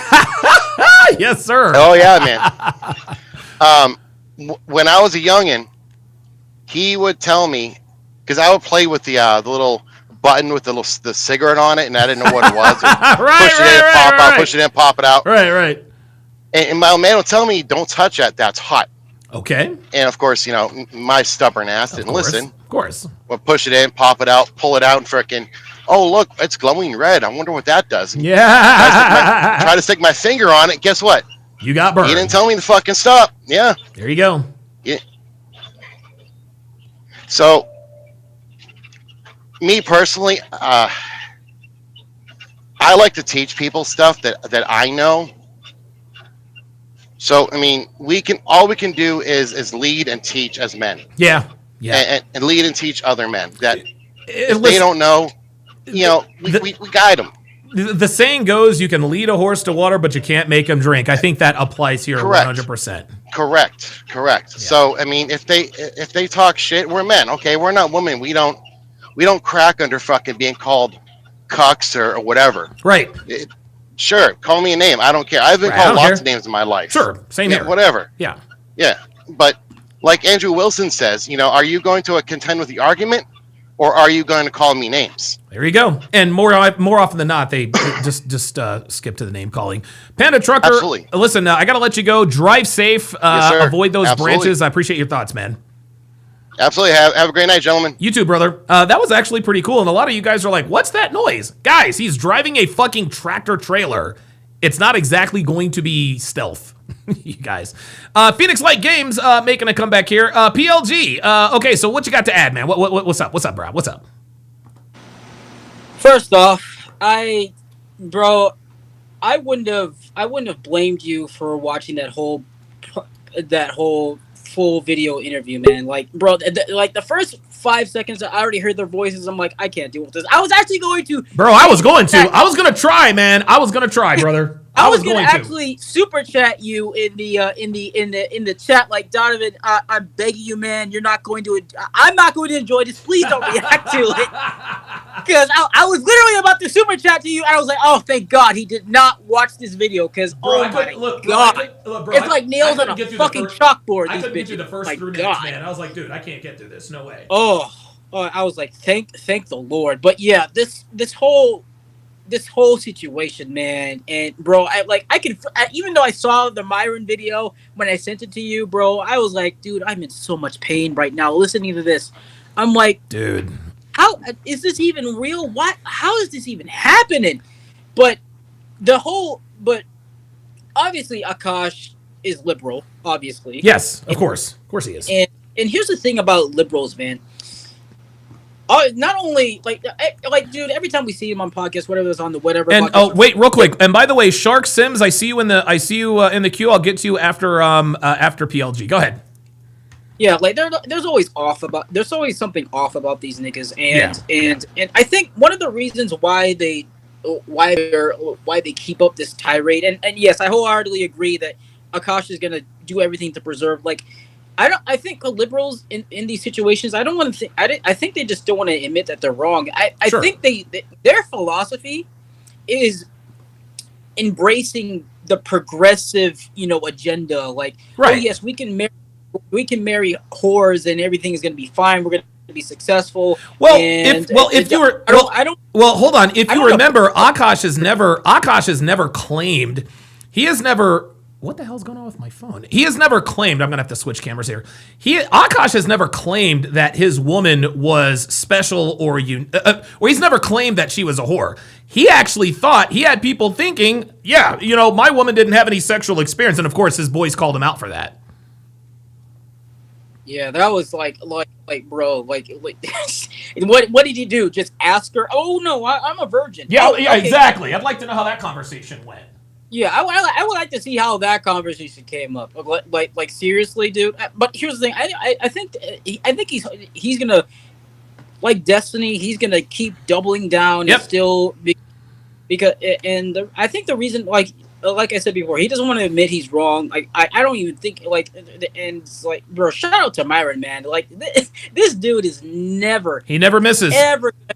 he's never going to apologize. He's never going to say, "Oh, Myron, you were right," or anything like that. Because how does that make him look if he actually goes back to Fresh Fit and says, "Oh, Myron, I was wrong right about my whole situation." Right, exactly. Like Destiny didn't do it. Yeah, Akaash is not gonna do it. Like, dude, oh my god, But anything? Do you have any actually interesting questions for me though? No, not really. I'm actually having some camera issues, so I'm gonna have to let you go. Plus, I've got somebody else up who wants to talk, so I'll bring you back up in a minute. Hang on, guys. So my one iPhone camera has stopped working, so give me 2 seconds. Hashtag we do it live here. Give me 2 seconds, guys. We do it live.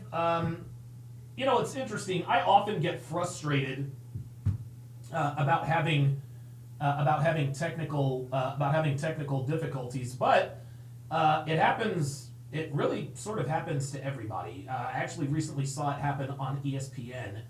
On ESPN the other day. I was like, all right, well, I guess I shouldn't. I guess I don't have too much to bitch and moan about. Let me see if I can get this in here. There we go. All right. So I guess my continuity camera is actually working right now. Let's see here. Give me 2 seconds. Shark, I'm going to get to you in 2 seconds. There we go. All right, cool. All right. Yeah, we do it live, guys. We do it live. I'm gonna have to make some adjustments here. There we go. Okay, now I am crystal clear. Let me jump to the pull-up line. Okay, all right. Let me go to Shark. Let me go to Shark Sims, who is in the chat. All right, Shark. You are on live with Donovan. What's on your mind? Hey, what's up, Donovan? You can hear me good? Yes, sir. I got you loud and clear, brother. Well, shout out to you because I've been watching you for a while. You are hilarious. I got to give it to you, and you always on point with it. I appreciate it, man. Thank you very much. I appreciate that. All right, my analysis is the whole situation is I think Andrew Schultz, that's the white guy's name, right? Yes, that's him. Yeah. He brought them all together because I think he's been trying to tell ATM what we all just realized for a long time. Really? Yes. And for him to be married to that Indian girl and she never met her parents, I don't even understand how that could happen. Knowing their culture. You know what? I had never even thought about that because remember, there is one interview that I've heard where she says that she is nervous about meeting Akaash's parents. And if Akaash is really a traditional Indian, how were they able to get married if they never met her? Isn't that interesting? Mm-hmm. And now what she's doing here, Shark, is she is essentially proving why Indian parents demand to meet the future husband or wife of their child's spouse. This is why. No, you ain't have to tell me what she was doing. I just saw your show for the last hour and a half. I already know what she's doing. You dig it? And I always tell my people, it's not even a black woman thing anymore. No. It's just a women in America thing, just to a certain extent. Yeah. Because for her to be Indian and wearing Indian garb, got a whole closet of Indian outfits, and this is how you present yourself on TV. Unbelievable. I mean, not on TV, but on, internet gets internet, used yeah. on TV. Yeah, right. It does now, yeah. Public social media, right? And it's actually saved. We could go back to this tomorrow. Yep. I think he's going to jump out the window, and to say it in a better term. Huh. So you think he's going to take the Anthony Bourdain route and just end it all, huh? Yeah, he's just going to eat all kinds of stuff. Wow. But so now as far as what you were saying about Myron, I think Myron has come to the point where he's matured enough that he might do the show and he might give the guy some sympathy. You know what I mean? Okay. And this would be a good move for Myron. I agree. Just talk him out of the kitchen and eating all kinds of crazy stuff. You know what I mean? Right. This is ridiculous. I'm sitting here watching and I'm like, wait, what? Because I remember the show when dude called them lames. Yeah. You don't want to date you're own corny women. And this he and that. He might not be dating his own women no more after this. Dude, and the thing is that's actually a very good point, Shark, is the fact that it might be a good move for it. Listen, now what would have to happen is, number one, Akaash will have to humble himself.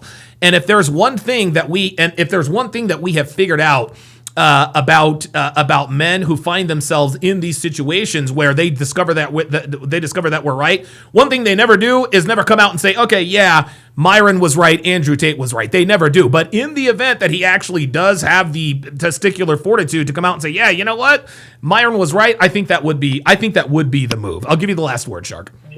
You know what's going to be the most epic show is the Andrew. I hope if Andrew Schultz seen this, this is good. That's going to be an epic. That's going to be epic. I absolutely gotta cover that. Wait. You gotta cover it. You know I will. 100%. Shark, thanks for calling in, man. I appreciate your insight, brother. Nah, thank you for having me up, man. You be safe. Don't get in no trouble, bro. I'll try not to, man. I appreciate that very much. Okay, let us go to Jabari Henson. Jabari, what's on your mind, brother?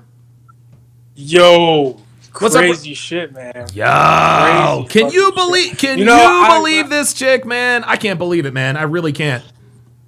Yeah, and I was just listening for a while you were kind of breaking everything down, and I was like, man, I've been through some shit. I even I got on your show. You probably don't remember, but I kind of explained where I was at with this one chick. Okay. Because I'm in a college town, so I'm kind of just running through them, trying to get my money up, stuff like that, dealing with some court stuff.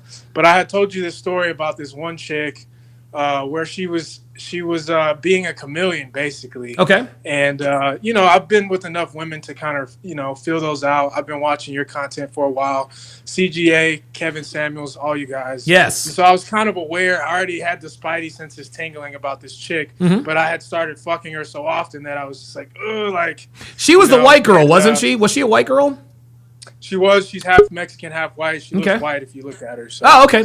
More white than anything. Okay. And I actually just flew her out this past weekend.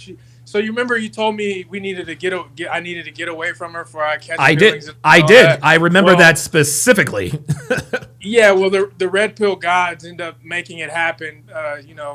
By just divine intervention, I guess. Okay. She ended up not being able to pay for her apartment, so she moved back home, which is 8 hours south of where I live. Oh, wow. So, okay. And so now we're just kind of, we still talk every now and again, but sure, but it's not as regular as it once was. Yeah, but I kind of missed that head and that coochie. So yeah, man. And look, and I told you, look, bro, you gonna miss that head and you gonna miss that coochie, man. But you got to stay strong, bro. You got to stay strong. You're right.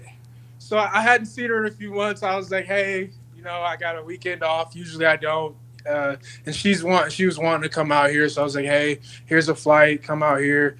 Blew her brains out. Got a hotel. Did the whole downtown lively thing. It was cool. I made her dress up. I bought her like a couple things of lingerie. Yes. I wanted to look at her, and I was like, yeah. That's how to do it, bro. Because she's kind of got a smart mouth. I mean, she like in person, none of that's a thing at all. Of course not. And it wouldn't matter because you're not in a relationship anyway, so that doesn't matter. Who cares? Right. But I thought about that situation. I was like, damn, when I was telling you the story, I was like, I kind of started liking this girl. I got other girls, but this one, I don't know, when I come, it's just different, you know what I mean? So it's just like, oh. And then I told you that situation about how I caught her in a huge lie. She was trying to deal with some other dude behind my back. My whole thing is honesty. Like, I already know you're a hoe. I'm on to you already. Right, of course. But just don't fucking lie to my face as if I'm stupid or, right. We have an age difference of like 7-8 years or something like that. So I was like, come on, man. Who do you think you're talking to? Like, I'm not stupid, right? That's really what bothered me. But I thought about that situation. I was like, can I cast judgment on this Oshkosh? I don't even know who he is. Never seen his stand-up or nothing. Yeah, me neither. But, yeah, this is way worse. This is way worse simply because you're married, and at any moment, like as deep as he's in, he's like knee deep in this shit. Yeah, man. And at any moment, she's already done so much damage, and then her last move is just pulling the plug on him. Yep. And then taking half his shit because he wasn't, he denied the red pill. And as far as you feeling bad for these guys, I don't think you should. I feel like you've extended enough grace, and like we're all men, we've all been there. Like you said. Sure. I even shared a situation I was in, which was kind of like, for a red pill man, is not always the most flattering thing to say about yourself or anything. Sure, but you got to be honest, right? It's 2025, man. We got to stop feeling sorry for people. We all got a sad story. This is just his sad story, you know? Yep. So maybe he'll either turn it around after this. He's going to get wrecked either way. because it's a marriage. Thank God we never went that far. Jesus. You know what I'm saying? With Yeah. some of our situations, at least we were able to just walk away, maybe not unscathed, but not married. You know, either you got off, you know, almost scot-free from your divorce, or Yep.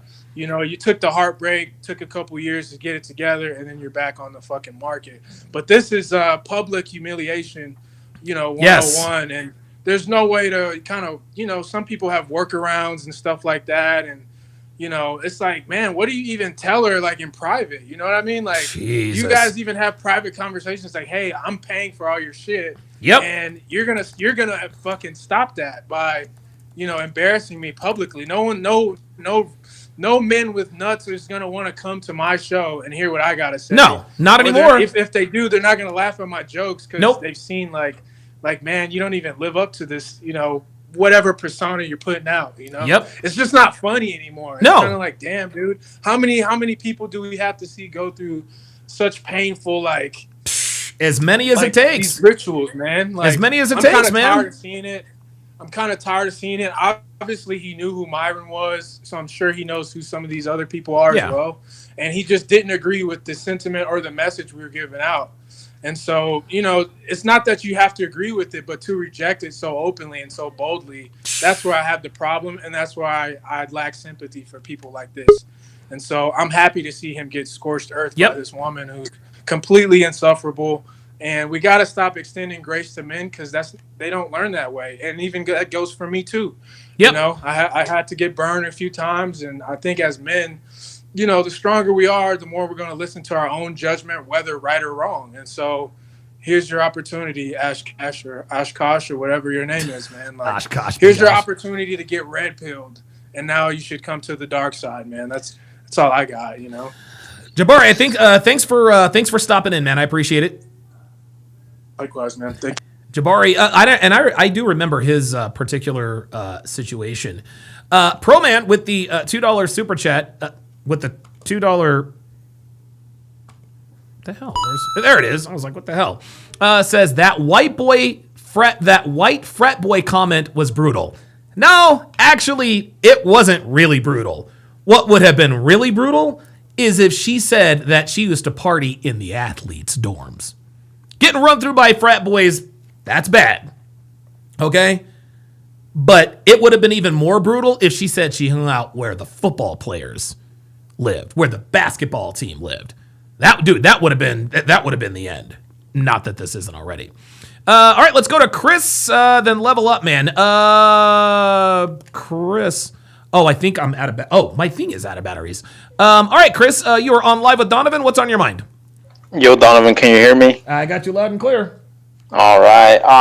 I was watching the stream about a little over an hour ago when you were still, you know, going over the video of this Akaash's wife or whatever the fuck. So I don't know where we're at right now, you know, but I just wanted to comment on that situation. Yeah, sure, go ahead. And this is crazy, Donovan. This is like just insane. And what blows my mind is the confidence she has to speak about this man the way she does, you know. It's insane.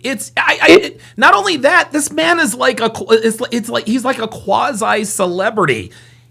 She knows that people know who he is, yet she has no qualms with humiliating this man. Exactly. And so that gets me thinking, just imagine the average guy.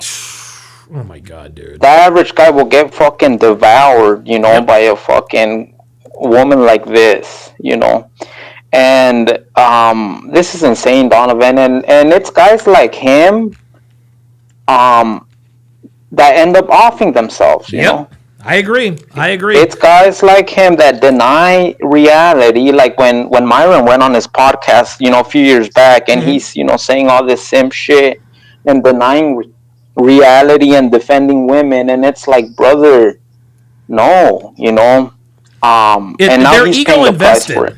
They're at this point, it's almost like they're ego invested. And here's another thing. You're actually the second person, obviously you've been listening. A lot of people think that this is going to end very badly for Akaash in terms of self-deletion. And I think another reason for the possible self-deletion is the public shame. Because a lot of people will say, well, he's going to publicly, he's going to off himself because he'll finally, because he'll never know reality. No, I think he could unalive himself because he finally understands the reality. What are your thoughts on that? Oh, absolutely. No, I totally agree. You know, all that weight, you know, falling on him, is gonna, you know, push him to the edge. And yeah, Donovan, it's you know, my mission, you know, ever since I got red pilled a couple years back, is to, you know, plant that seed and, man, you know, kind of give him that reality check of how things really are. And, you know, but how all these creators have said, you know, Myron himself, it's like we can't save everyone. No, you know? They gotta learn the hard way sometimes. They have to learn the hard way, despite what they say about us. Let me get you out of here on this. How long do you think this particular relationship is going to last? Oh, I give it by that. I mean, that's a good question. I don't know. You know, I don't know. I mean, it's gonna last for sure, but my fear is how it's gonna end. You know, in the worst case, you know, we're probably gonna lose this man. I mean, God forbid, you know, but I wouldn't be surprised, unfortunately. I wouldn't be surprised either. I do apologize. I'm all around. I'm having all kinds of technical issues. I've just been told that my phone is at 10%. Thanks for chiming in, man. I appreciate it. All right, give me 2 seconds, guys, because I'm being told that Now I'm being told my continuity camera is almost dead, so now I gotta plug in my phone. There we go. All right. Hopefully my phone doesn't. Hopefully my phone doesn't die. Hopefully my phone doesn't die on me. My mouse, my wireless handheld mouse has died on me. That's never happened. That's never happened before. I don't know why these batteries aren't working. All right, let's go to Level Up Man. LVM, what's going on, brother? What's going on, Donovan? What's going on, Chad? How's everybody doing on this fine Monday? I'm doing really, really good. I am watching. I'm watching Dak Prescott about to go in here and dominate the Raiders. Hey, I'm happy because look, I'm a college guy. LSU won and Bama lost. I'm happy. I call that a successful weekend. That's exactly right. What's on your mind, man? All right, well, my big thing here is this whole situation is exactly why Myron says all the time, before a man gets married, he has to smash 50 chicks. That's right. That's right. This is exactly why. And now we're going to find out. This guy's going to learn this way. Travis Hunter is going to figure that out this way. All these men, we're going to get proven right again every time. Here, we don't know, and I don't know when we're going to find out. We're going to find out eventually because what's probably going to happen is she's going to leave Akaash. Yep. And we're probably not going to find out until like 6 months after the divorce is final, and try to get all hush about it so that nobody will come back. It will come back. Right. But it's like this is exactly why this is exactly why the red pill teaches what it teaches. That's right. We get vindicated and it's funny. It's always the guys who are the most smug about it. We have detractors who say, "Well, listen, man, like we don't believe in what you believe in. Not all women are like that." Then you got guys like Hafiz. Then you got guys like Destiny, and then you got guys like Akaash. And all three, at least Travis Hunter is sticking his head in the sand, right? At least he's not out here, well, you guys are, no. Dude, this is why I'm glad this is happening to Akaash, and this is personal for me. Fuck that dude, man. Fuck him. And it's like the ones that kind of just egg it on and just rub it in, these are the ones where you say, look, we need to hold other men accountable. We ain't gonna sit here and fluff up this dude and be, oh, I feel sorry for him. Fuck that noise. Absolutely miss me with that nonsense. Like when somebody comes and starts talking shit about people and then it comes back and bites them in the ass, yeah, let's point and laugh at them. Hell yeah. They need that. Listen, this is part of men. This is the part of being a man. Shaming me, shaming is what molds men into what they are. That's exactly right. Let me get you out of here on this. What do you think, because this relationship is already over. What's the over-under on how long it'll take us to find out about the clearly impending and inevitable divorce? 6 months, a year, or is he going to hang on to save face? I think he's going to try and hang on to save face. Okay. But how long have they been married? I don't even know. At least 3 years, because that's when he was. That's when Myron and Fresh went on Flagrant 2. And where are they married? Where do they live? Obviously in America. I can't imagine they can't live in India, because I don't think she would ever live there. No, it's got to be somewhere in the States. Yeah. I'm trying to figure out. It's like depending on what state they're in, it's going to depend on when does the alimony kick in. I hope it ain't California. That's all I'm saying. If it's California, he's cooked. Well, if it's California, it's a community property state, which means he's cooked. He's done. I don't know. It's just the question isn't when we. The question isn't whether or not. I question whether or not this relationship was ever even began, let alone when it ends, because this was never a relationship. So I'm being told by several people, Level Up, looks like they're in New Jersey. Looks like they're in, I'm being told that they live in New Jersey. Everybody says that Akaash and his woman live in New Jersey. Oh, wow. Okay, so I don't know. Well, actually, where you get married isn't really so much the issue. It's where you are living when a divorce happens. You are not lying. Oh, my God. That's where it is. So if you can get married anywhere. You can get married anywhere. It don't matter where. Sure. The question is, but if you move to a common law state, guess what? You're under their law. You're screwed. If you live, you can live in some place where it's like Sharia law, and you move to California. Guess what? That's a community property state. There it is. So that's where it's all bold. It's not the law doesn't apply where you get married. It's where the divorce happens. I learned this the hard way. Well, at least my dad did. Well, right. We all learn eventually. Thanks for chiming in, Level Up, man. I got other callers, but thanks for chiming in. I appreciate it. Till next time, Jack. Yes, sir. Level Up, man, in the house. All right, we're gonna go to Nate Higgers and then Emmett Trill. Nate, what's going on, brother? What's on your mind? Hey, Donovan. Thanks for taking the call. Hey, you know what? I feel terrible for this guy because you're right. He should have seen it coming, and he was so what's the word I'm looking for? He was extremely naive and ignorant with women. Yes. And it's really sad. But if he does this correctly, look, there's a lot of this stuff happens to a lot of men, and you know this, Donovan, like we all do. The only difference is he's loaded. Yes. He has enough money. He has enough money to come back. There's men, and this happens to, like one of your other callers said, they commit suicide. Yep. They become alcoholics. Yep. They become junkies. Yep. They don't want to work anymore. Right. They just stop getting motivated. Yeah, they just hate women, Dude, listen, and I don't talk about this. I don't talk about this often, but anytime, and I'm sure you probably know and understand this too. Nothing defeats a man. This is why Jay-Z had the song, if you're having girl problems, I feel bad for you, son. I got 99 problems, but a bitch ain't one. If a man is in a relationship where a woman is fucking with him, breaking his heart, has broken his heart, has done things in the past, it changes a man. Just like you said, it saps his motivation. A lot of men turn to drinking to sort of cope with the pain. Few things in this world, Nate, destroys a man like a woman a man truly loves and cares about doing him wrong. And this is why a lot of my callers are saying, hey, look, man, when the shit hits the fan, Akaash might not be with us any longer. What are your thoughts there? Because Akaash is the type of dude who is so naive, he's not going to know what to do. He's going to want to swallow a 38. Right.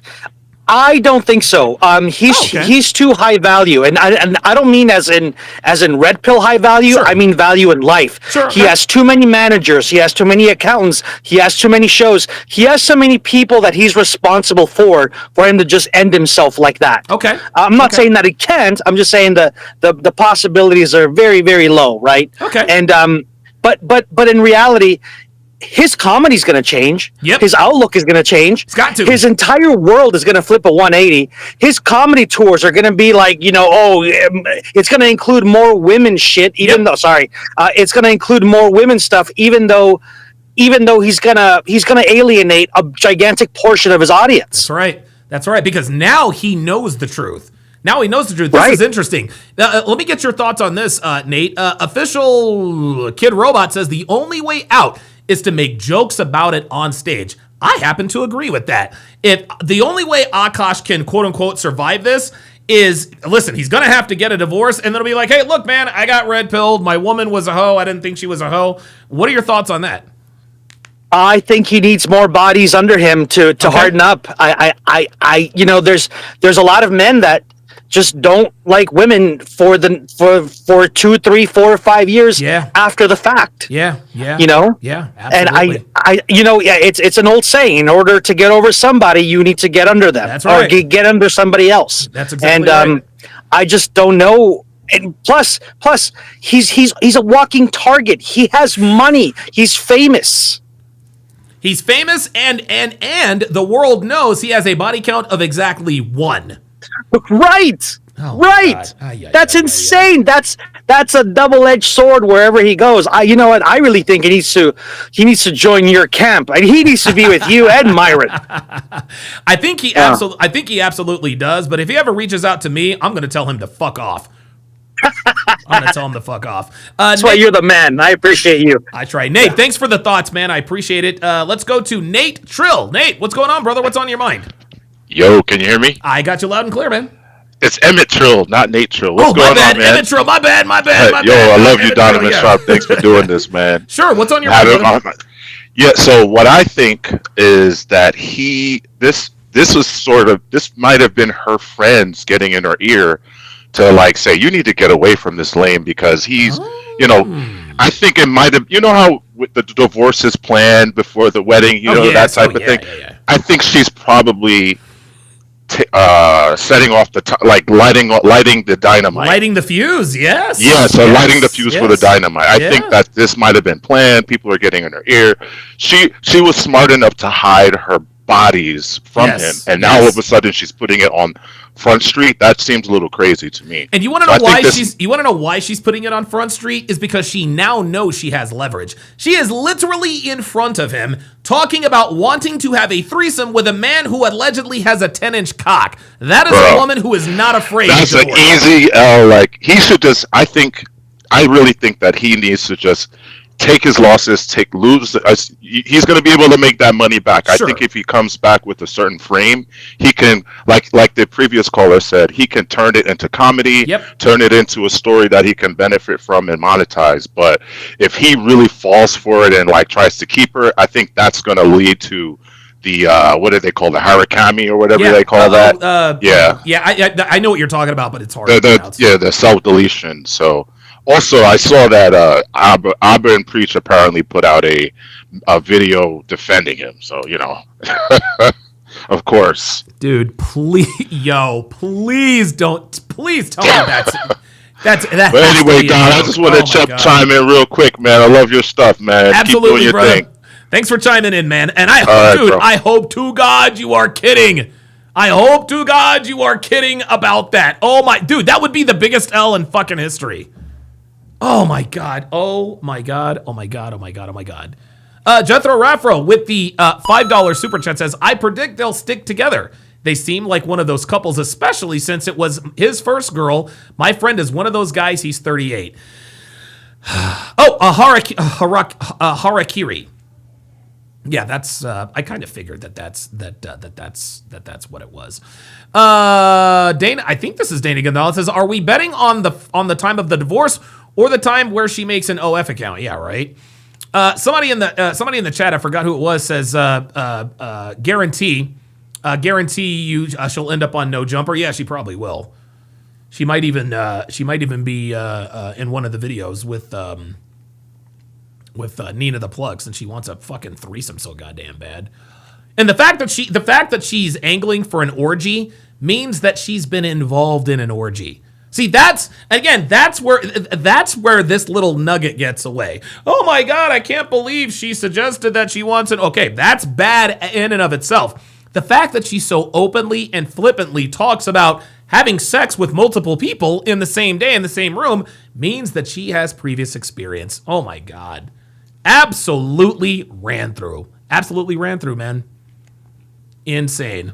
Oh, looks like my pull-up. Oh, where's my pull-up studio? Oh, looks like the pull-up studio. I guess I have I guess I've got a time limit. I guess that's a time limit. Okay, let me Fresh on Air says, can we watch that? Oh, I've already forgotten what I said. What are you asking to watch? Maybe.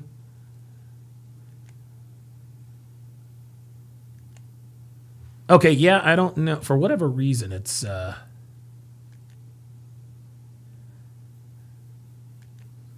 Tag Team Tammy. Yeah, guys, this is a once again, guys, once again, the red pill has been vindicated. Every time one of these losers comes out and talks trash about how wrong we are and about how we're just incels and we're taking advantage of lonely men and all we do is bash women, guys, we end up winning every single time. We win every time, guys. The red pill is undefeated. It's undefeated. It's undefeated. Okay? And it was just like Level Up Man said. We're gonna continue to rack up W's because we've been me personally, I've been talking about this stuff for 10 years. And I've been in this space long enough to remember, how can I put this? I've been in this space long enough to remember when we were putting this stuff out in the ethos. I remember thinking to myself, like, when are we going to start hearing stories that we're right about this stuff? Right? Like, we talked dude, it was me, Roosh, everybody, Rolo, all that. But now that we have more and more female influencers and more, thanks to TikTok, female nature is on full display. It's on full display. The red pill is undefeated. It is undefeated. All right, guys. I think I'm going to leave it there. I think I have covered enough. We've been at this now for 3 hours and 20 minutes, which is very, very good. Today is Monday. I will be continuing the Love is Blind Season 9. I will be continuing Love is Blind Season 9. I'm going to go ahead and finish that up. I will definitely finish up Love is Blind before. And by the way, just to give you guys an update, and that is an incomplete pass. Just to give you guys sort of a... oh, wait a minute. I don't want my... I don't need the animals. I don't want the animals in here anymore. For those of you who, because I'm getting a lot of messages lately. Hey, Donovan, why aren't you live streaming? Why don't you live stream as much as you used to? Blah blah blah blah blah. It's a couple of really simple reasons. Number one, I don't make money doing this anymore, and that's okay. I knew that this wasn't going to last forever. Actually, let me change that. I do make money doing this, not nearly as much as I used to. I have squeezed the Donovan Sharp empire as much as it can be squeezed. I've made all the money. I've got all the toys. I've got all the cars. I've got all the shoes. I've got all the cologne. I got all the suits. I got all that stuff. I live in a ridiculous house that's probably too big for Devin and I. We'll probably move into a smaller place and Airbnb it out. But I'm focusing my attention on my other businesses that are profitable, commensurate with the time that I put in. I don't have 8 to 10 hours to put into Donovan Sharp Incorporated anymore. That's just all there is to it. I'm never going to stop live streaming. I'm never going to stop putting out videos. But when something is no longer profitable, I cannot invest as much time. This is just common sense. So I'm focusing my attention elsewhere. Number one. Number two, Devin and I, we've been traveling. Recently we were in South Carolina for her brother's wedding. We